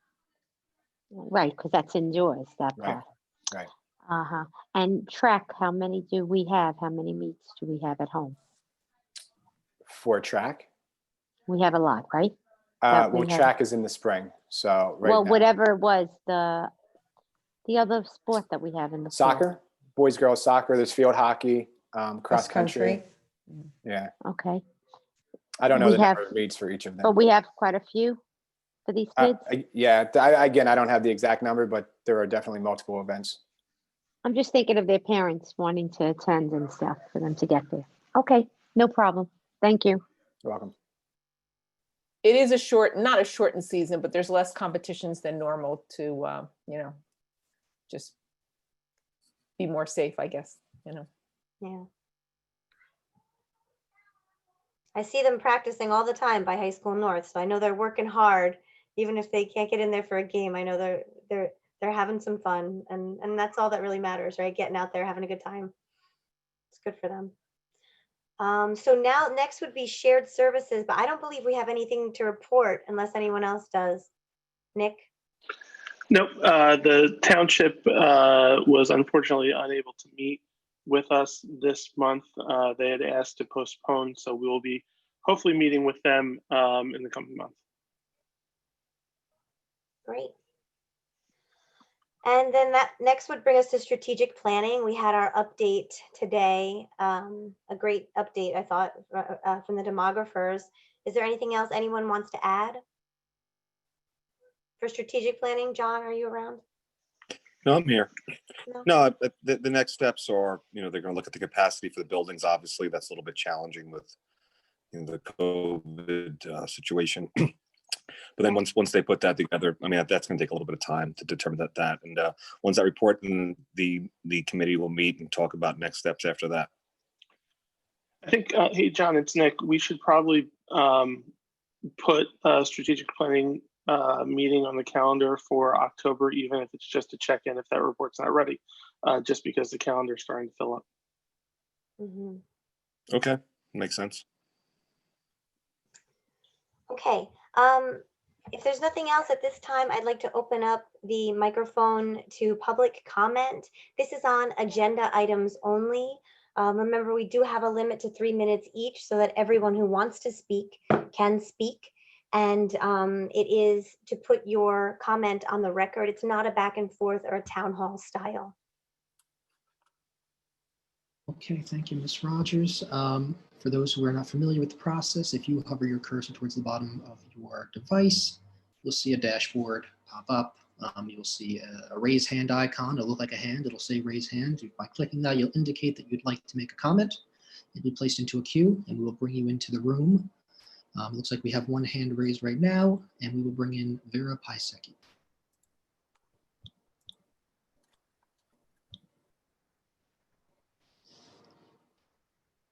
Hi, everybody. Before I start speaking, or before you start the timer, Lester, could you help me? Because if I were in person, I would have had, generally the public could comment on the presentation that was given by the demographers. Also, we would have had a separate working meeting, so I would have had 3 minutes to talk on working meeting items. And also then there would have been a separate voting meeting, which I could have commented on. So I'm trying to figure out how fast I have to speak, Lester, because I have comments on all 3 things. So if you could opine on that before the clock starts, I'd appreciate it. Mrs. Rogers, would you like me to respond or? Go ahead. All right, so in general, this is a duly called public meeting of the Board of Education. There is no requirement to have a separate working session versus action meeting.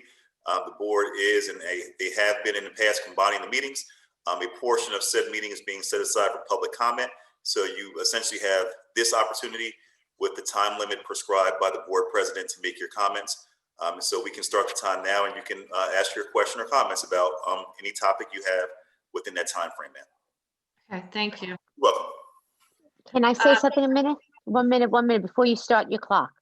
Pam, can she talk about her most important item and get back online again? If nobody else is there, can she bring up another item?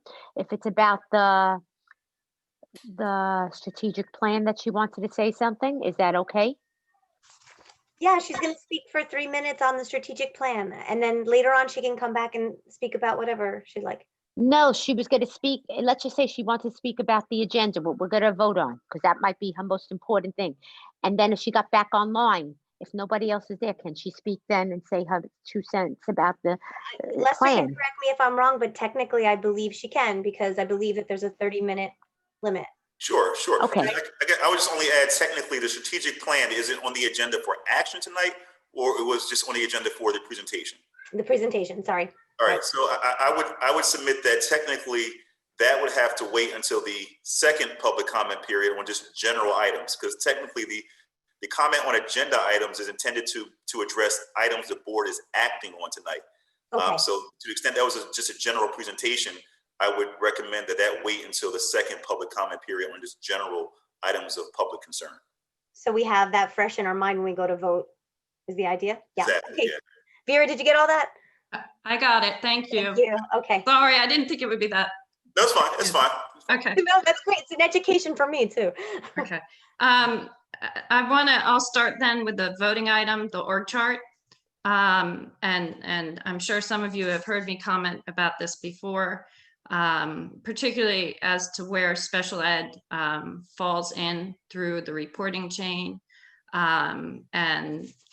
And I know you guys say that there is correspondence between special ed and curriculum, but it does not show up on this org chart. Also, we lost all our supervisors, and I thought they were made assistant principals in different schools for special ed. And I didn't understand how that rolled up as well. And please, Mr. Ranella, do not take offense to this because I bring this up every time I see the org chart. But I do not know Mr. Ranella's background on special ed. So I just have always had an issue with special ed rolling up through kind of a student activities or services area versus being tied into curriculum. And I would wish you guys would consider that. On the working meeting, I just wanted to thank Dr. Tiedemann and her team for getting those grants. I think that is amazing. If we can start doing things at a preschool level to increase inclusion, I think that's just a wonderful thing. The other question I had is Robin mentioned something about inclusion liaisons funded by IDEA. I thought she might have said 3 people, and I didn't know what that meant, whether that related to diversity or special ed specifically. And if it's funded by IDEA, is it a grant or is it taking away from other special ed funding? And then on the demographic study that was done, I think that this is our 3rd one. I think that was the most comprehensive one we've seen thus far. So I'd like to thank them. I wish I could have asked them though, as they look, there's particularly one slide that talked about the population, Navasink declining and Leonardo and River Plaza and some others increasing. I wish I'd had a chance to ask them how they factored in the fact that Navasinks, lost their trailers and special ed got moved, classes got moved to Leonardo, got moved to River Plaza. Just the whole conversation on how they're taking into account trends when these special education classes over the past few years have been moved around to make room for other typical students. How do they see a good trend when we're moving these classrooms around? And obviously Leonardo or River Plaza that are smaller, if you have special ed classes moving in there, it's going to make it look like there's bigger increases than there were. Preschools, that's, you know, they've been moved all over the place as well, but most of their analysis was K through 12. And then on the demographic study, the next steps, when they start talking about capacity and space needs, I am hoping, and maybe we need to go back to the strategic plan and look 5-6 years ago when we did it. I am hoping they're not just gonna flip things in the way they are now. I would hope that maybe we would do kind of a broad brush and look and say, where do we need classes across this district? What has happened here? Why are all the special ed classes at Bayshore and Thorne and nothing at Thompson, for example, to allow our kids that are in elementary or even in middle school to be able to continue to move with their community, whether they're in special ed or not. It is incredible to have kids that, you know, and families that have to go through being in Village and then their zone Thorne and they move to Thorne and they move with nobody that they've been in school with. So I think 6 years ago, we had an action plan that we would kind of look at the district at a blank scale and say, where would we place these special ed classes if we could start from scratch? And I think we really need to try to make sure that these kids can continue to move with their communities and not just go to the classes that have been pushed, for lack of a different term, to the other side of 35. So thank you so much, guys. Appreciate it. Thank you, Vera. Those are good thoughts for the next slides to come with the follow-up. Is there anybody else, Chris? We just had Vera for this section. Yes, we have one more hand, Frank Wendling. Hi, I missed the report from the superintendent. I don't know if you guys did that or not yet, or got to that. That's later, and this is comments on agenda items only. So anything we're voting on tonight. Oh, okay. Sorry then. You want to talk later? Yeah. Okay. This is a learning. We're all learning a lot tonight. Thank you, Frank. We'll see you in a bit. So I'm going to move on now to this proclamation. The approval of proclamation, Alpha Delta Kappa month. Whereas 2020 marks the 73rd anniversary of Alpha Delta Kappa, the International Honorary Organization of Women Educators. And whereas the goal of this organization are to recognize outstanding educators, foster fraternal friendship among educators on a worldwide scale, promote standards of excellence for educational projects and charitable activities that enrich society and further our social and cultural progress. And whereas women in education constitute a great portion of our nation's workforce and are constantly striving to better serve their communities in various educational, civic, cultural, and charitable programs. Now, therefore, the Middletown Township Board of Education proclaims October 2020 as Alpha Delta Kappa Month in Middletown, New Jersey, and congratulates the organization on its 73rd anniversary. So I need a motion to approve this. Is that right, Lester? Sure. Is that what I'm doing? Motion to approve? So moved. Second. Discussion? All in favor? Aye. Aye. Opposed? Abstentions? I need a motion on number 11. That's to approve the minutes of the executive session, regular voting meeting, executive session, and special voting meeting. That's from 8/26 through 9/9/2020. So moved. Second. Seconded. Discussion? All in favor? Aye. Aye. Aye. Opposed? Abstentions? For the I report, abstain. I missed one of those meetings. I missed one of those meetings, so. I okay, abstain. John, you got a little glitchy. So John abstains because he missed one of the meetings. For my report of the president for 12A here, I would like to ask Mr. Rotolo, we had talked about possibly making the move to in-person meetings, and we discussed how there's so many different factors into it. We wanted to discuss with the facilities department where the best place for us would be, and all the different technical aspects of it. So I asked Mr. Rotolo to do a little bit of a presentation for us tonight. So go ahead, Chris. Thank you, Mrs. Rogers. As you mentioned, I was asked to sort of look into how we might be able to bring these meetings back into the live session, which I did. Assuming that I did speak to Walter Cahill. Assuming that we were trying to keep this to essential personnel only, we would be able to formulate a design where everyone sort of has their own socially distant pod, if you will, socially distant workspace. But essentially, the function of it we would operate mainly like we are now, because we would need that means of connection and communication with the public without them necessarily joining us in the room for socially distanced reasons. So after speaking with Walter, we would be able to have this design in the High School North Media Center, so it'd be a familiar setting there. We would be able to set up, he mentioned somewhat of a horseshoe type design with these pods, and kind of keep everybody facing each other, where they'd be able to, have that sort of connection with one another. In terms of the equipment and the platforms that we would use to conduct these meetings, again, we would still need that means of communication with the public. After speaking with Dave Siwiak, we believe that utilizing the Zoom platform as we are now would be the best course of action, again, to keep those lines of communication open. So essentially what it would look like is, again, the essential personnel that we need at these meetings joining us in a room together at a social distance, having a device, personal device, a district issued device.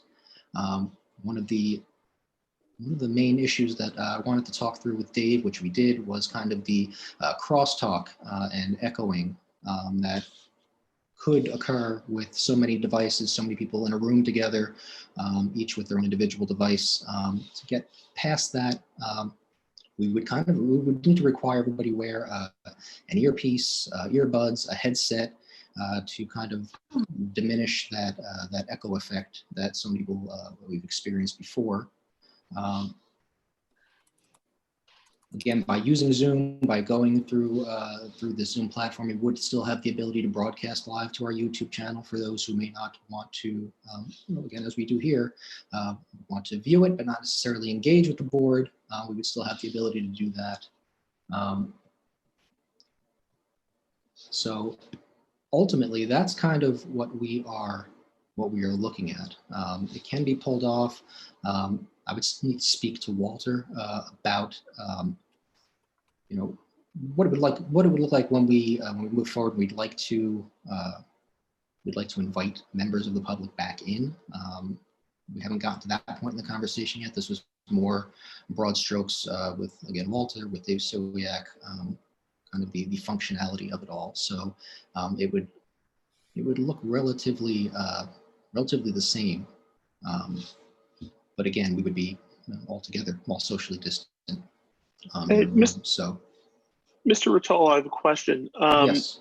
It sounds like this arrangement would also allow for flexibility if there were board members who were unable to attend in person, if we were, say, subject to quarantine, or otherwise was ill-advised for us to be in a social setting, we'd still be able to accommodate those board members? That is correct. It does allow us that flexibility, again, using the Zoom platform. It allows us the flexibility to accommodate those who are unable to attend in person, as well as that means of communication to engage with the public, which is necessary in these times still. Okay, thanks. I'm just wondering out loud what the benefit to this would be then. I mean, the board members would be in the same room, but the public would still have to be on Zoom, because with the social distancing rules as they are currently with indoors, at the end of the day, once we get administration and the board in here or in the one room, there would only be room for really maybe 2 or 3 of the public. So they would be on Zoom anyway. So I'm wondering what the benefit to this is. Can anyone else think of any benefits Yeah. of being in one room? What? if the capacity is 25% of the room, how many people does the high school North Library fit in? I mean, one of the meetings we had a couple hundred people in there. If I may, Mrs. Rogers and Mrs. Minuis, I looked at guidance. I'll just read it to you directly from the state website. Bear with me 1 second, because I just looked at it earlier. Just find it here. All right, so I'm looking at covid19.nj.gov facts. Question, are people allowed to gather in person? This was last updated on September 2nd, 2020. It reads in pertinent part for indoor gatherings. General indoor gatherings must be limited to 25 people or 25% of a room's capacity, whichever number is lower. And so if you have a big gymnasium, you can have 25 people max. Even if you can fit 2,000 in there, and that's at 25%, you can only have 25. Now, there are other categories for weddings, funerals, memorial services. Obviously, that doesn't cover a board meeting that has a higher capacity. Religious or political activities, higher capacity, not applicable to a board meeting. Indoor gatherings for entertainment centers. I guess Mrs. Rogers can sing. That might qualify. We can get more people at a board meeting. But it'll be more fun, Lester. for that, under the latest guidance from the state, Mrs. Minuis. It's ridiculous. Okay, that makes a little more sense. Okay. I do we want understand why we have to wear headphones. Are kids wearing headphones when they're in the classroom? Yes. And My virtual, daughter is. everybody has to wear headphones. In the classroom, yeah, they wear their headphones. Everybody has to wear them. Or just of their choice. I'm sorry, again, having that many devices in a room together in even a socially distant setting, there would be an echo even if a handful of the people did not have these headsets, earbuds, headphones. So again, to eliminate that echoing that I think we've all experienced at some point in our time doing this, I would recommend to wear headphones, especially to have a set that would plug into to a jack in the headphone setting. I would recommend. It just amazes me that a school that's so future ready can't figure out how to do this meeting. I don't know what that has to do with anything.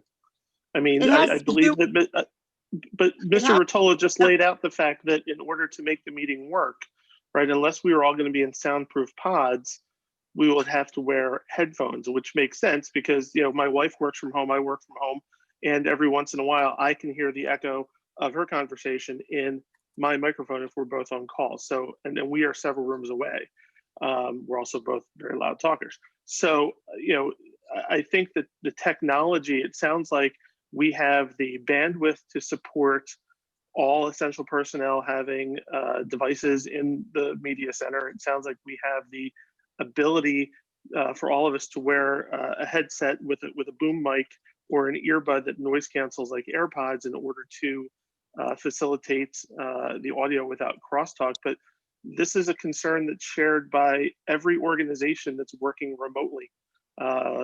When I speak to my colleagues in other countries who have come back to the office and they are in conference rooms, they're all on separate headphones, even though they're in a conference room with a speakerphone, just because of the crosstalk issue. This is just, this is where the reality sets in on this. So I do think that there is a value, Mrs. Rogers, going back to the question that you posed.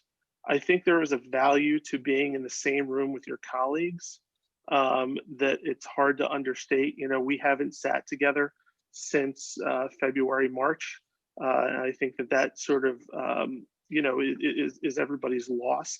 So I would be in favor of trying this, but there's not much of a benefit beyond that, it sounds like, because the public would still be on Zoom.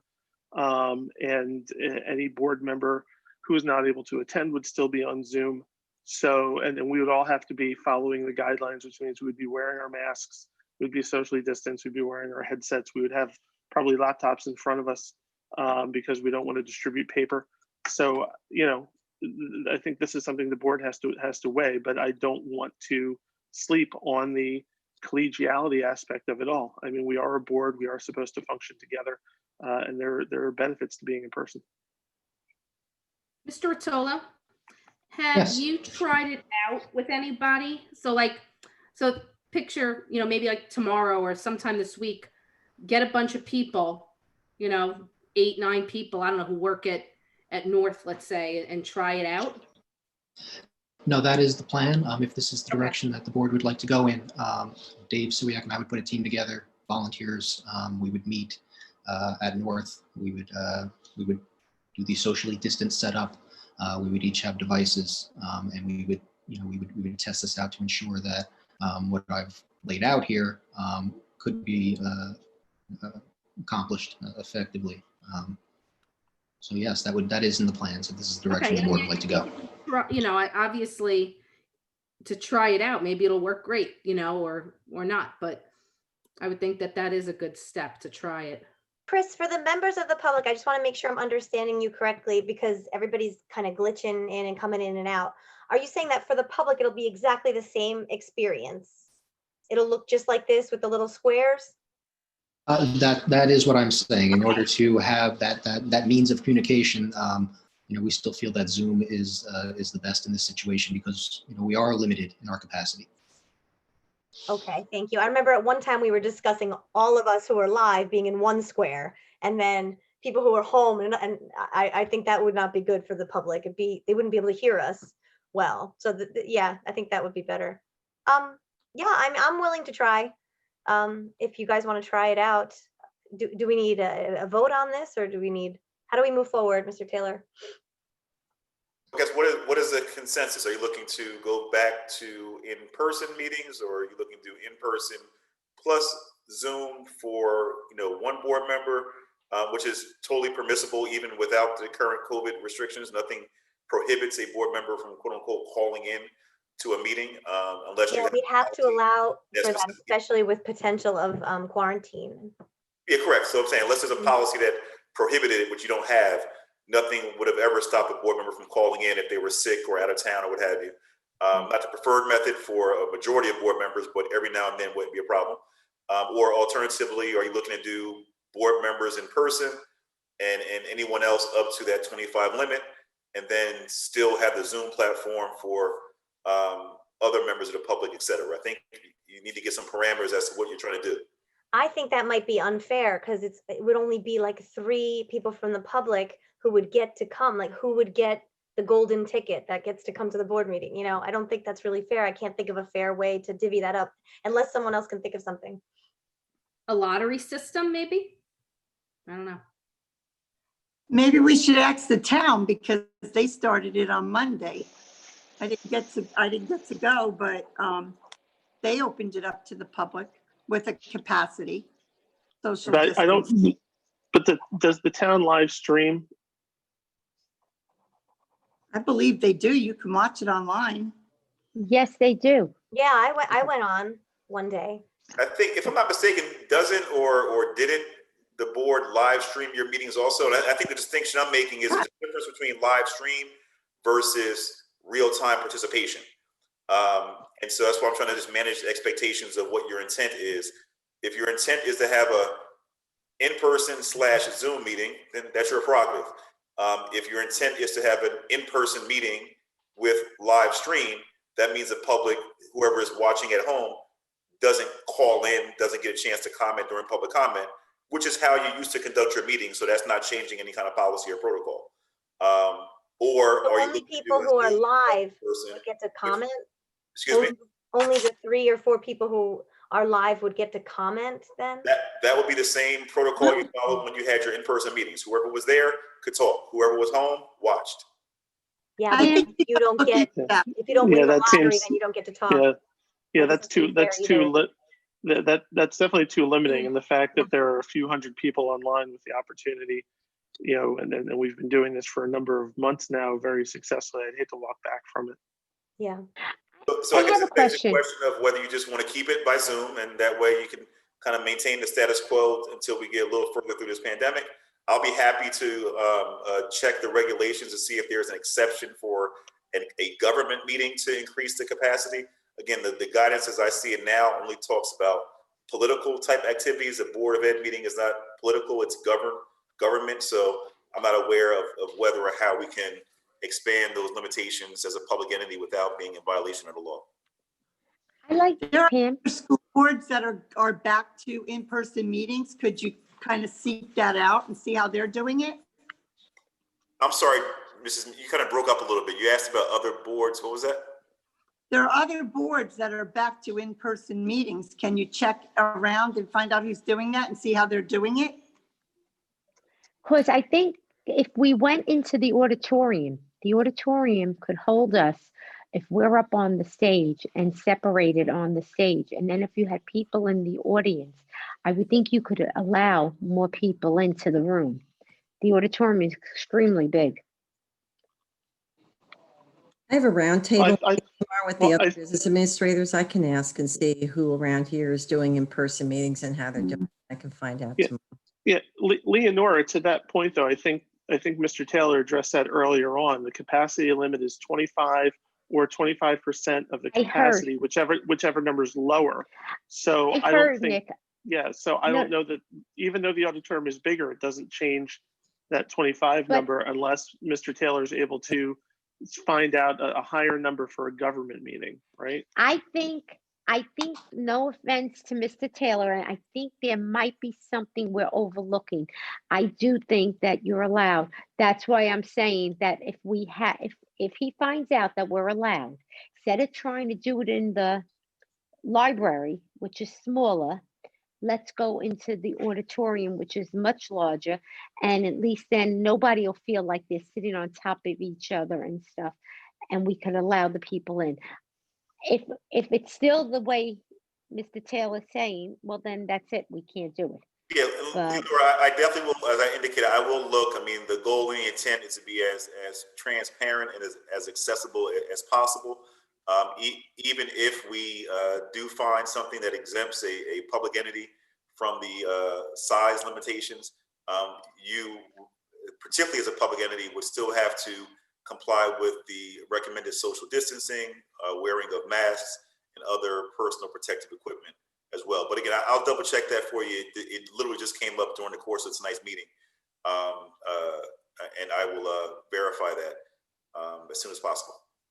Okay. Did I hear everybody? Do we have a consensus to try the in-person meeting for, I guess it's October 23rd will be our next meeting? Is anyone opposed? We understand that a board member can stay home if they'd like and just call in. Okay, we're good. We can move on to the next agenda item, which is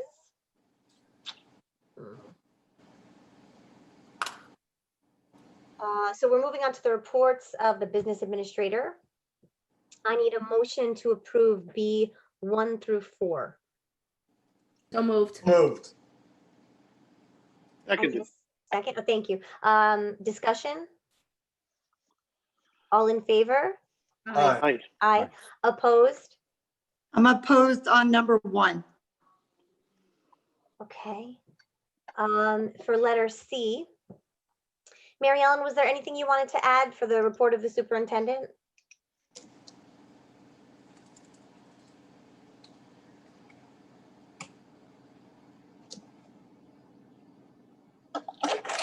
Sorry, I do that all the time.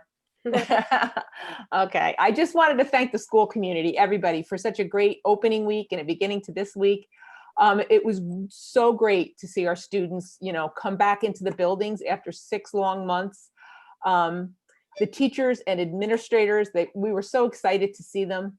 The first day when they were walking in, I swear it was like they had left on Friday. They were excited, but they were so calm and used to it, even though we kind of changed things up with the doors they had to come in, and everybody was wearing masks.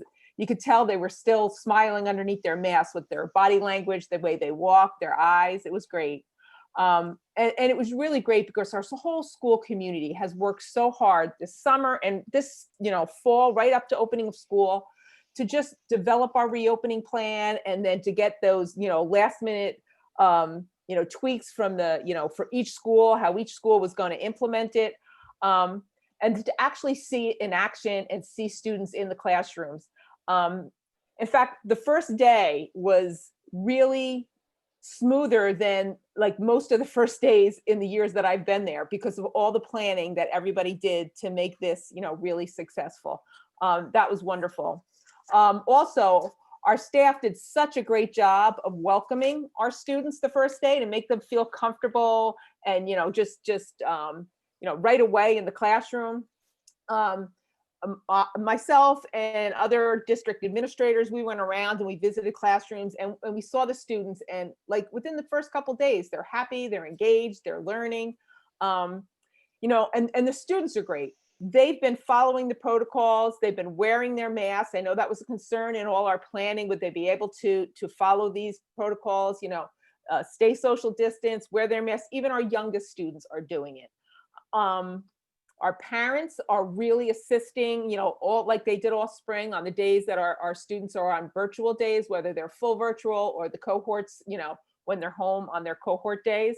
And we really thank them for their support and their patience as we work through this hybrid model. And, we'll get there. We're determined to get to all in every day. But thank you for your patience. Also, thank you for completing those daily health checks. We know that in the morning, everything's hectic, everyone's running, but that really keeps our students and our staff safe. So thank you for doing that. Everybody's been so cooperative. There has been a few challenges that we've had to face, but we're working through them and we're all learning from them. Finally, I want to thank our staff. They have been doing an amazing job in this hybrid model. This is something really new for them, teaching in person and asynchronously to students at home. It's challenging. There's a lot of preparation and planning, a lot of management skills that they have to have, and technology skills. And they're doing a really great job. And I just want to tell them how much I appreciate their work and their commitment to the students. So everybody all together has made this a success right from the start of planning through today. And we just can't wait to keep getting through this plan and through our phases. 3 more weeks and we're at phase 4. And we're really looking forward to that. So thanks, everybody.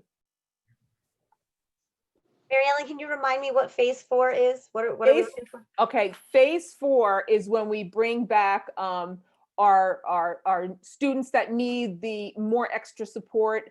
Okay. It would be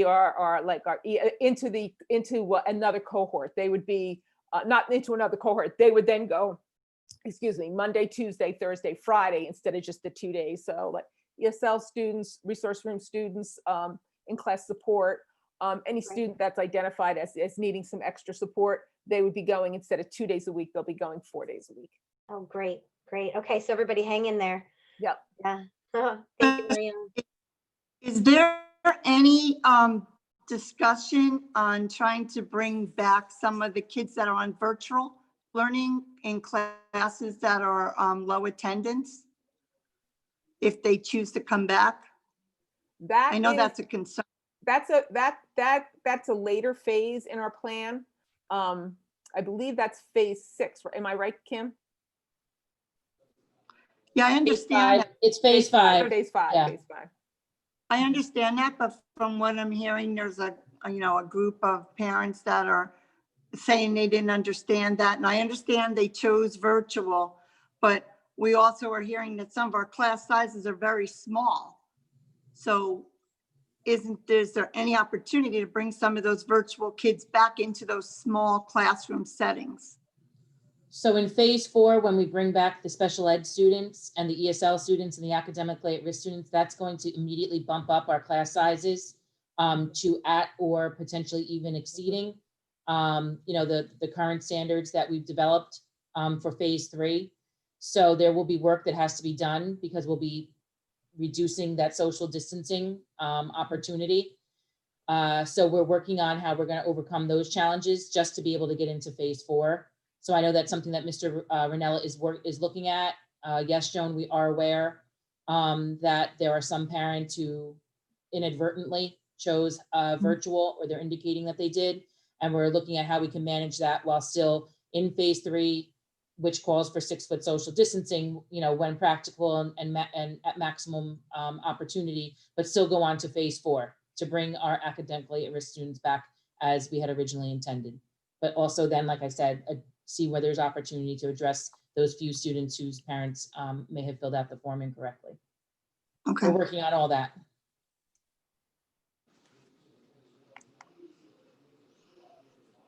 Okay, so I need a motion to approve C2. The superintendent of schools recommends the approval of the 2020 to 2021 organizational chart as per the attachment. So moved. Second. Discussion? All in favor? Aye. Aye. Opposed? Abstentions?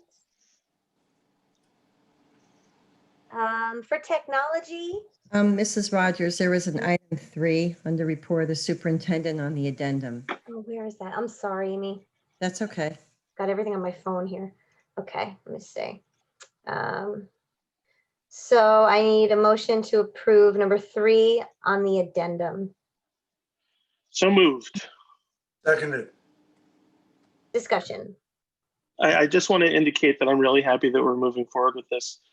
It's so important for us to be able to maintain our people and these jobs in Middletown.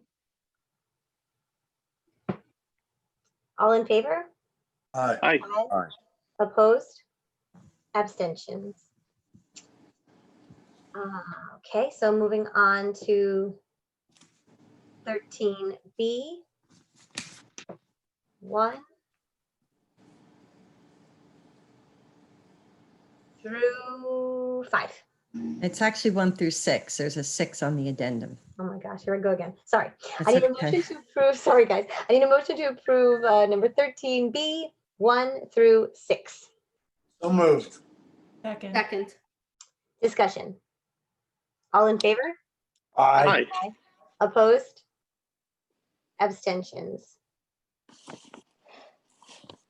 And moving on to policy. First reading, so we do not have to take The it. first reading. Moving on to curriculum and instruction. Homeschooling. So I need a motion to approve E1. So moved. Seconded. Discussion. All in favor? Aye. Opposed? Abstentions? I need a motion to approve It'll be items 1 through 3. There's F1. on That's the the third, addendum. number 3 is on the addendum though, yeah. So F1 through 3, please. So So moved. moved. Seconded. Discussion? All in favor? Aye. Opposed? Abstentions? Now, the agenda says student activities here. We already did student activities. Are we doing something in addition? There's no voting items under student activity. Okay, negotiations, we did in executive session, personnel, we need to vote on still, right? Personnel. So personnel is the attachment as well, right? Personnel is items 1 through 19, including the addendum. So personnel, items 1 through 19, including the addendum, please. So moved. Can I Seconded. just need to pause for a minute? Mr. Taylor, are there any items on here that we need to take a roll call vote on? If you look at the addendum. Adjustments. Mentors. You did, Mr. Taylor. Lester? I'm sorry, Amy, I hadn't muted. Mhm. I was going to say, in the interest of time, just do a roll call for it all, because I don't have the exact attachment right in front of me right now. Okay.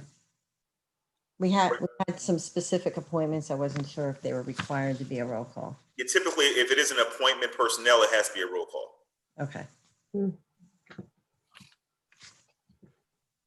So did you want to do a roll call for the whole report?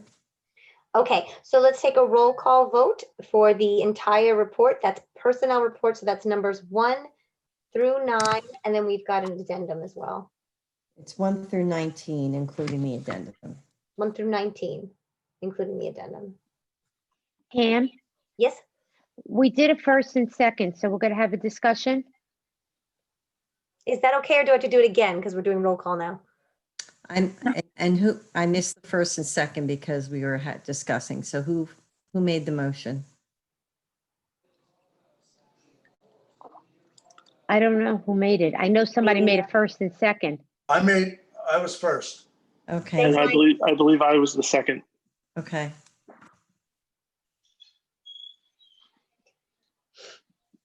So we're going to have a discussion? Yes, discussion would be appropriate. Discussion. Yes. Okay, I have two things I would like to discuss. First, on item number 12, it's not so much the position right now.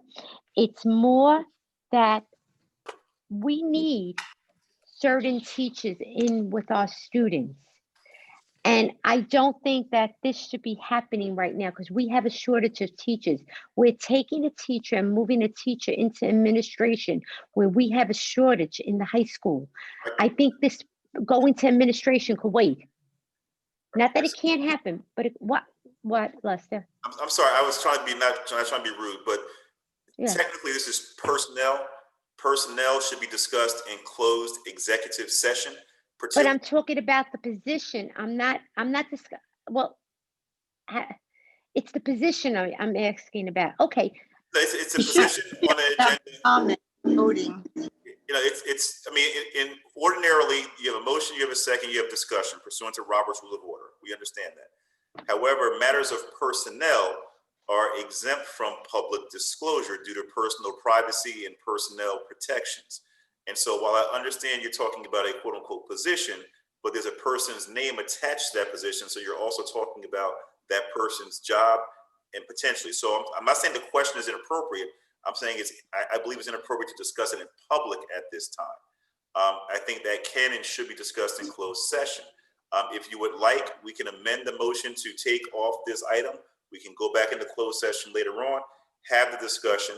If by some chance, because I've been wrong before, but if by some chance as we get into the discussion, some of your questions are okay for public, we can come back out. You can kind of ask them or say them again, but it's too late to unring a bell if we try it out now.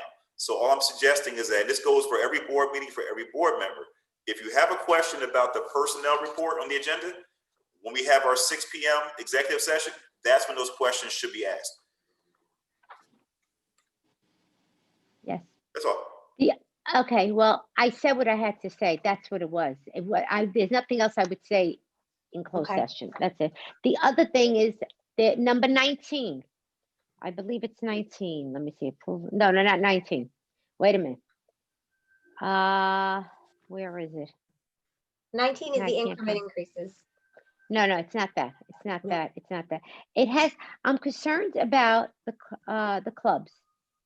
Now, can I say anything about clubs, Lester? Yes, ma'am. Clubs aren't, as long as you're not talking about the advisor of the club who might be appointed to do it, that would be in closed session. That's personnel. But I'm concerned about okaying clubs. How often can clubs actually meet right now? I'm really concerned about that. We're okaying clubs. Why? How often can they meet? How can these kids They're get meeting together? virtually. Yes. How does a club function virtually? Really function? I Like don't know. this. Like we do. Same like we do. We're functioning. Okay.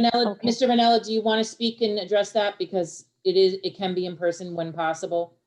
And then it's also coupled with virtual. So do you want to explain how that's happening for student activities?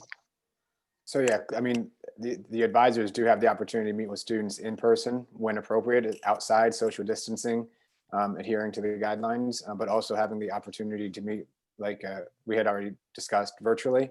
And you know, from a student standpoint, it's important to give these kids the opportunities to participate in these clubs. You know, they're applying to colleges and competing against students from other districts that are having clubs taking place. So, it's important to give them opportunities to be able to meet and add that to their resume while they apply to colleges. So they have, the same opportunities to succeed as those in other districts that are having these clubs virtually. So they are meeting in person at times. You tell There's the me. opportunity to meet in person, absolutely. Okay. Okay. Thank you for answering that. Okay, so now we need a roll call vote. Mrs. Caminiti, I am voting yes for everything, but number 12, I'm voting no. Mr. DeFranco, Yes. Mr. Donlin, Yes. Mr. Gymo,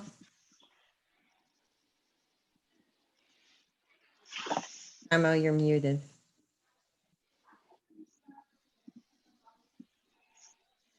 Mr. Little, Yes. Mrs. Minuis, I'm abstaining on 12 and yes for the rest. Mrs. Wright, Yes. Mrs. Stella, Yes. Mrs. Rogers. Yes.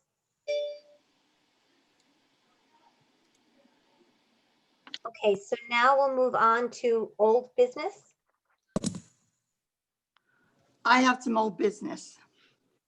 In our August board meeting, it was never brought up that we were going to use Port Monmouth as a daycare. So what I would like, and I don't care if it's Mary Ellen or you, Pam, I would like to know how that came about, when it was discussed, who it was discussed with, and why it wasn't discussed with us at that board meeting. And why we're not using it if it was going to be used right after our board meeting. What stopped us from using it? Not that I'm in favor of it, but those are questions I have. Amy, do you want to do that, or do you want me to talk about that?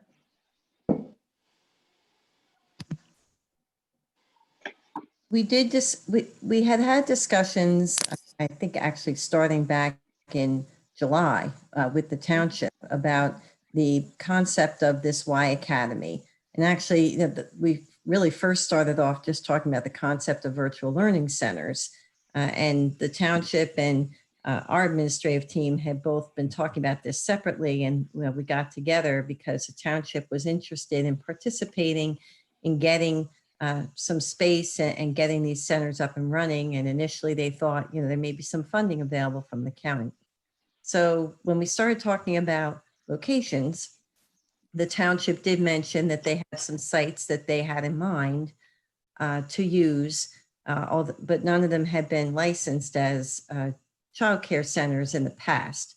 But they seemed like they would be buildings that, could go through the process and get licensed. And, so we took the tour, there was a tour taken by the Y through those different buildings. There were 3 different sites at the township. And then also looking at Port Monmouth, because Port Monmouth was originally in the mix as a backup because we weren't sure what the demand was going to be and how much capacity there would be at the township sites.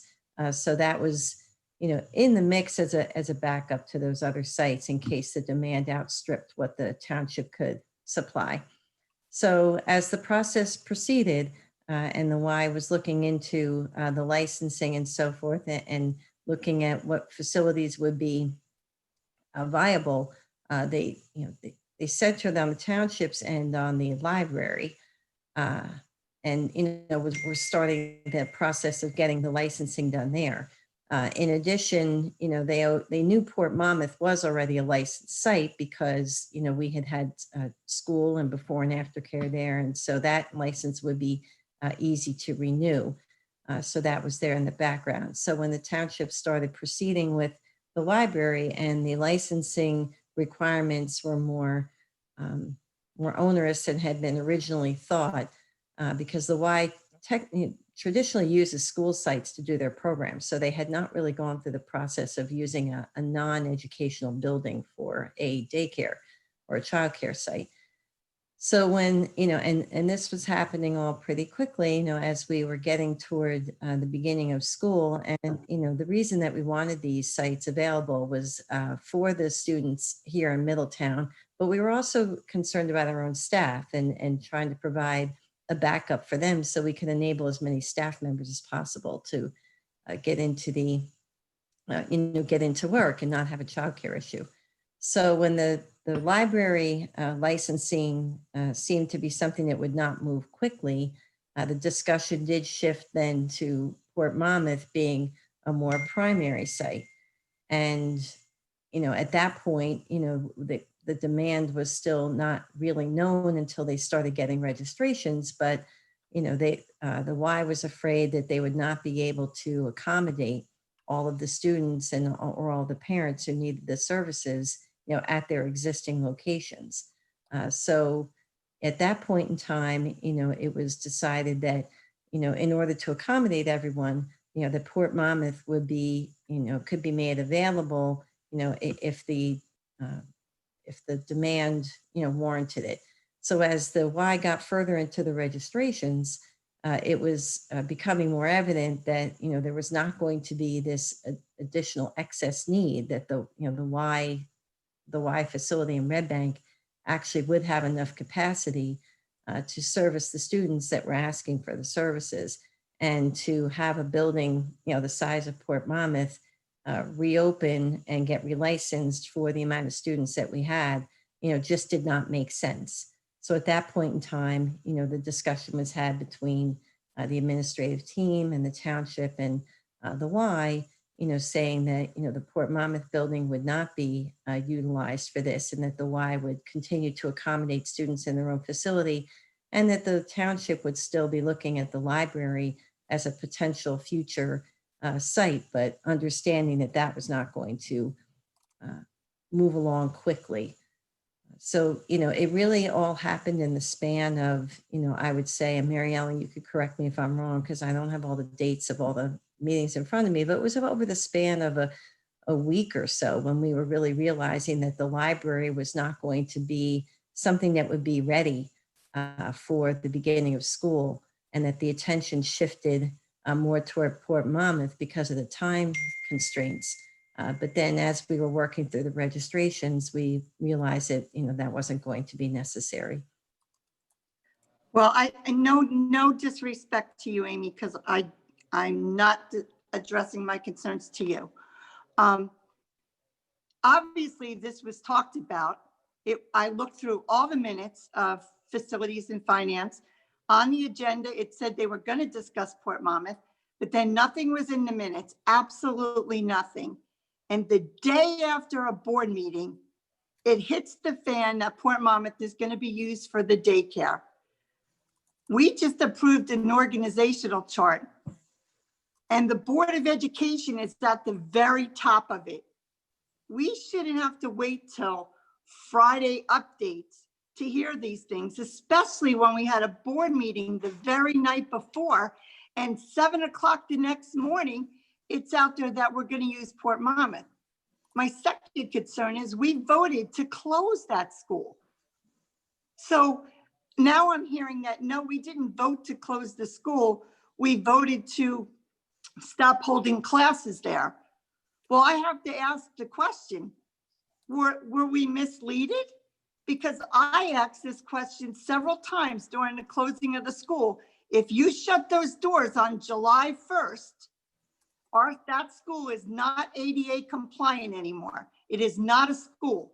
And everybody said, yes, we know, we can't afford to run it. There's so much misinformation out there. And as a board member, we shouldn't have, I'm going to speak for myself. I shouldn't have to find that out the day after a board meeting, that was even being considered. And I really would like to know what board members did know about it. And it's nowhere in writing. It was nowhere discussed at any meetings I went to, and I haven't missed any meetings. And I really find it aggravating to find out that we're being told it was approved by the board when I'm a board member and no one asked me. So I would really like to hear some answers, and if not from Mary Ellen, maybe from you, Pam, because you must have known about it. I'm sure the superintendent wasn't going to do it behind your back. I really would like some answers, and I think a lot of the public would like some of those answers. First of all, was that school voted on to be closed? Okay, so I guess, and I was going to ask that specific question. So, Amy, was there a resolution presented to the board?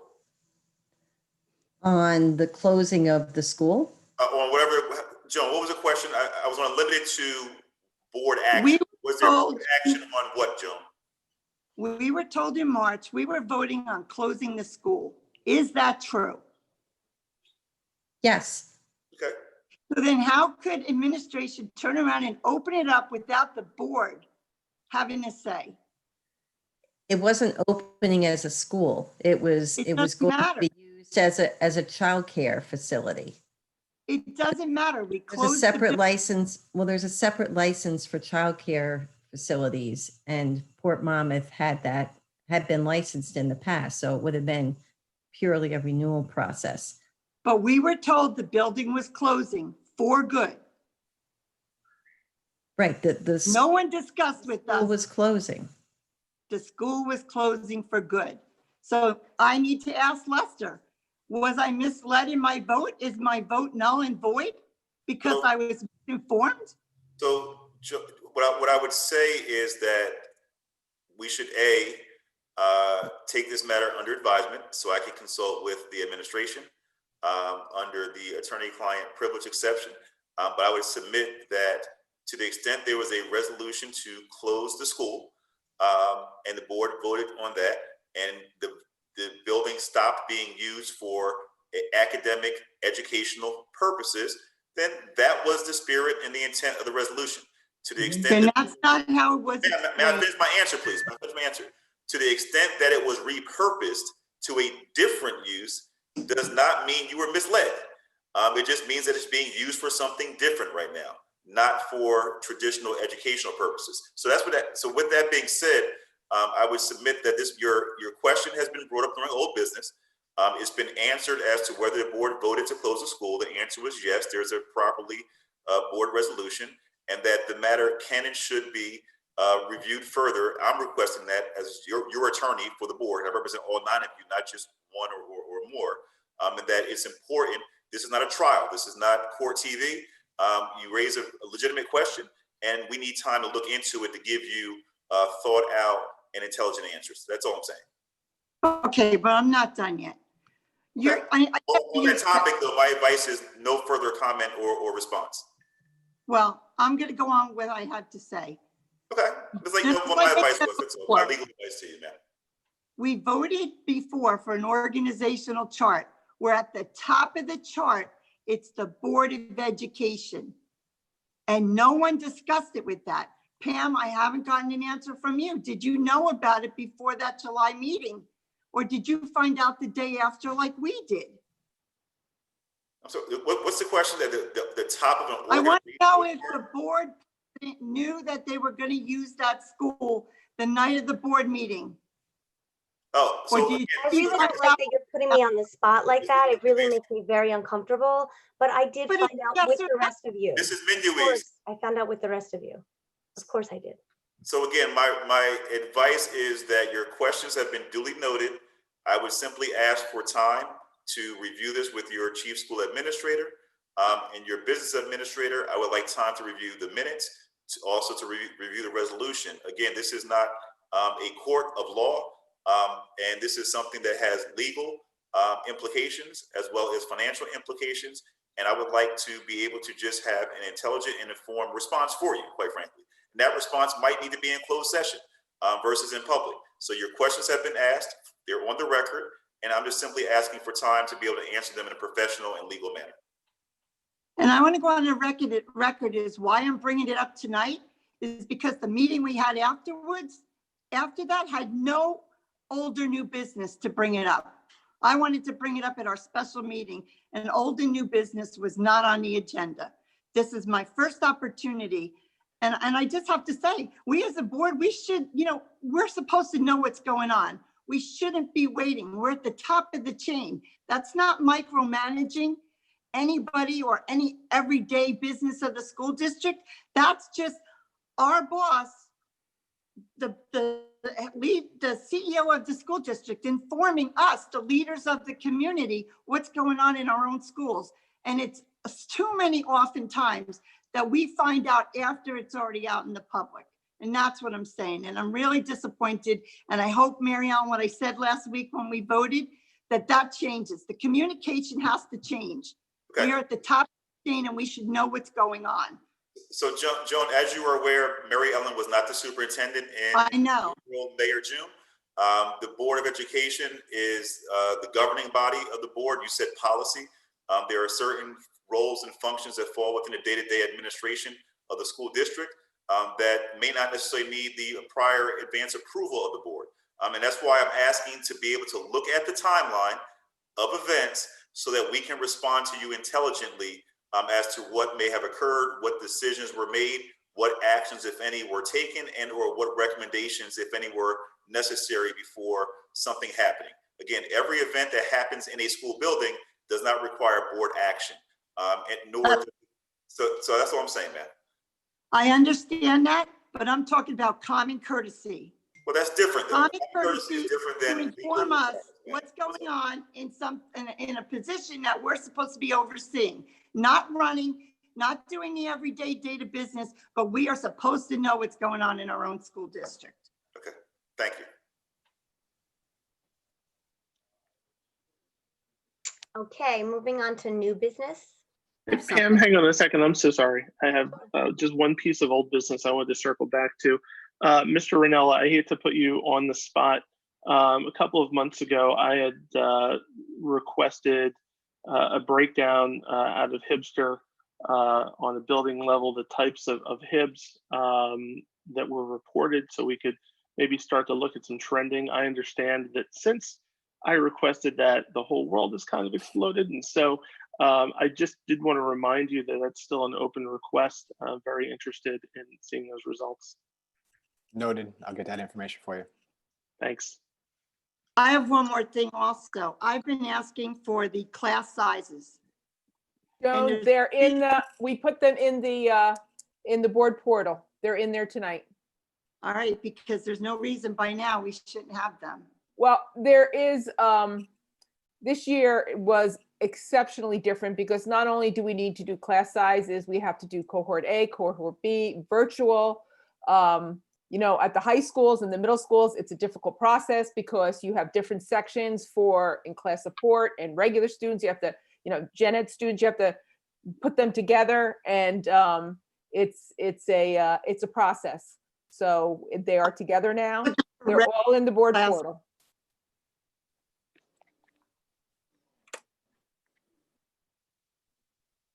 Okay, I have new business. Can I move on to new business? Yes. Okay, so I'm on the pandemic response team at High School North, and we had a meeting.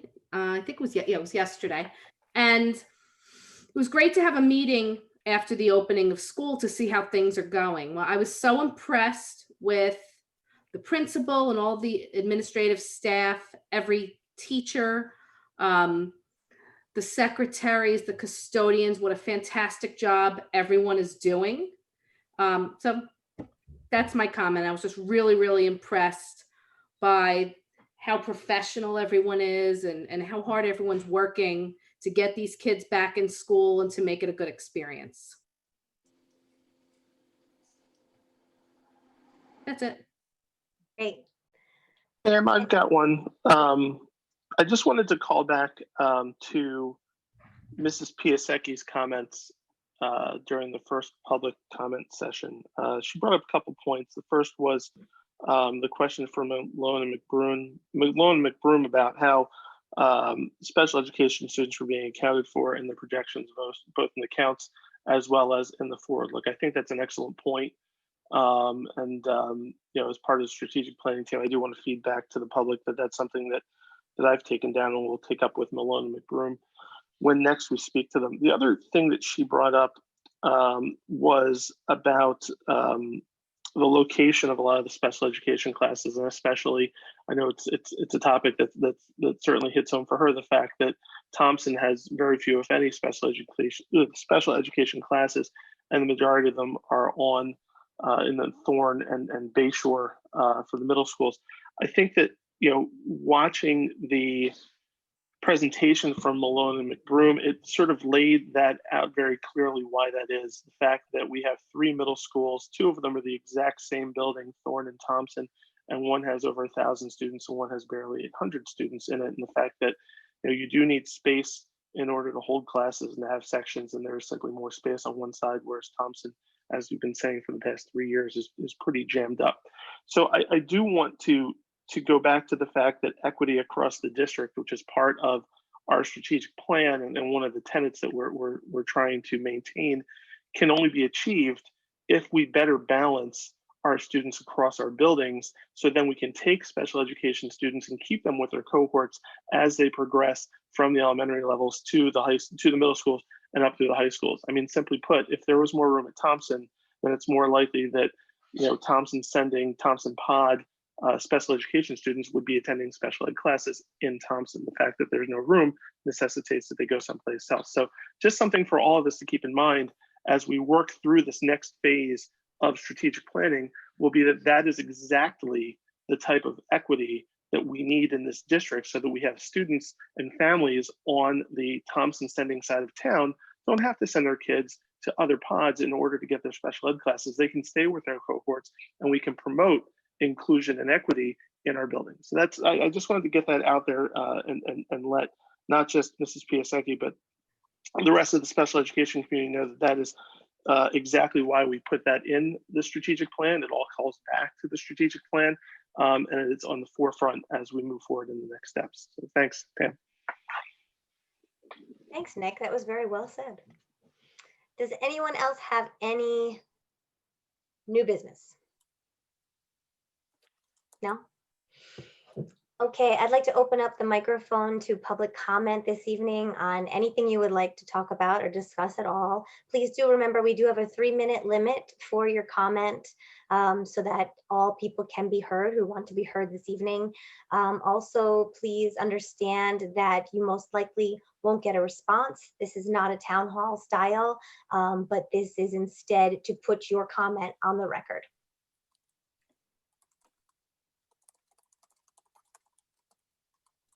Okay, we will bring in Laura Durante. Hi, I actually wanted to make a comment on something that wasn't directly brought up tonight. But I just wanted to emphasize the fact that over the summer, the Board of Ed received a letter demanding the Middletown school system makes concrete changes to its curriculum, as well as towards addressing the already existing racism present in our school system.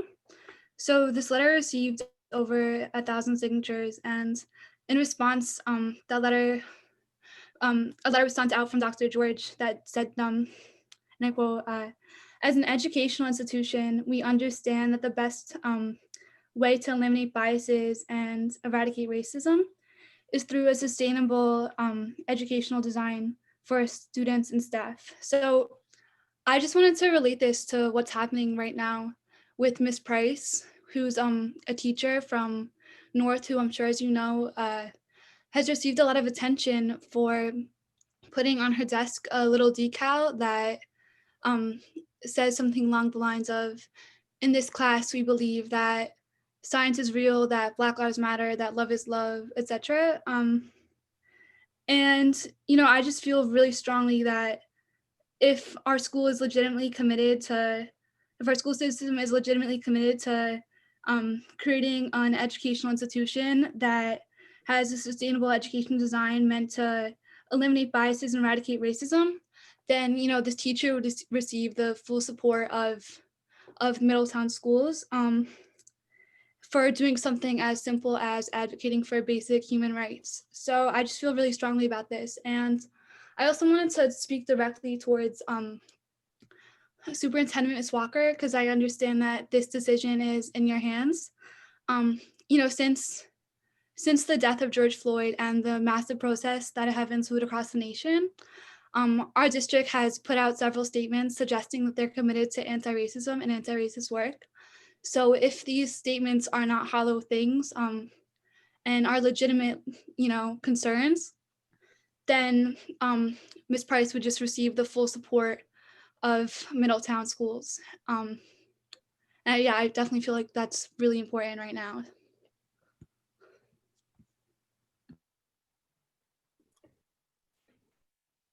Thank you. Thank you. Okay, Mr. Rogers, I'm not seeing any more hands raised at this time. Okay, if there's no other comment, I need a motion to adjourn the meeting. So moved. Seconded. Discussion. All in favor? Aye. Aye. Aye. Opposed? Abstentions. Have a good night, everybody. Good night, Hope to see everybody in person in a month.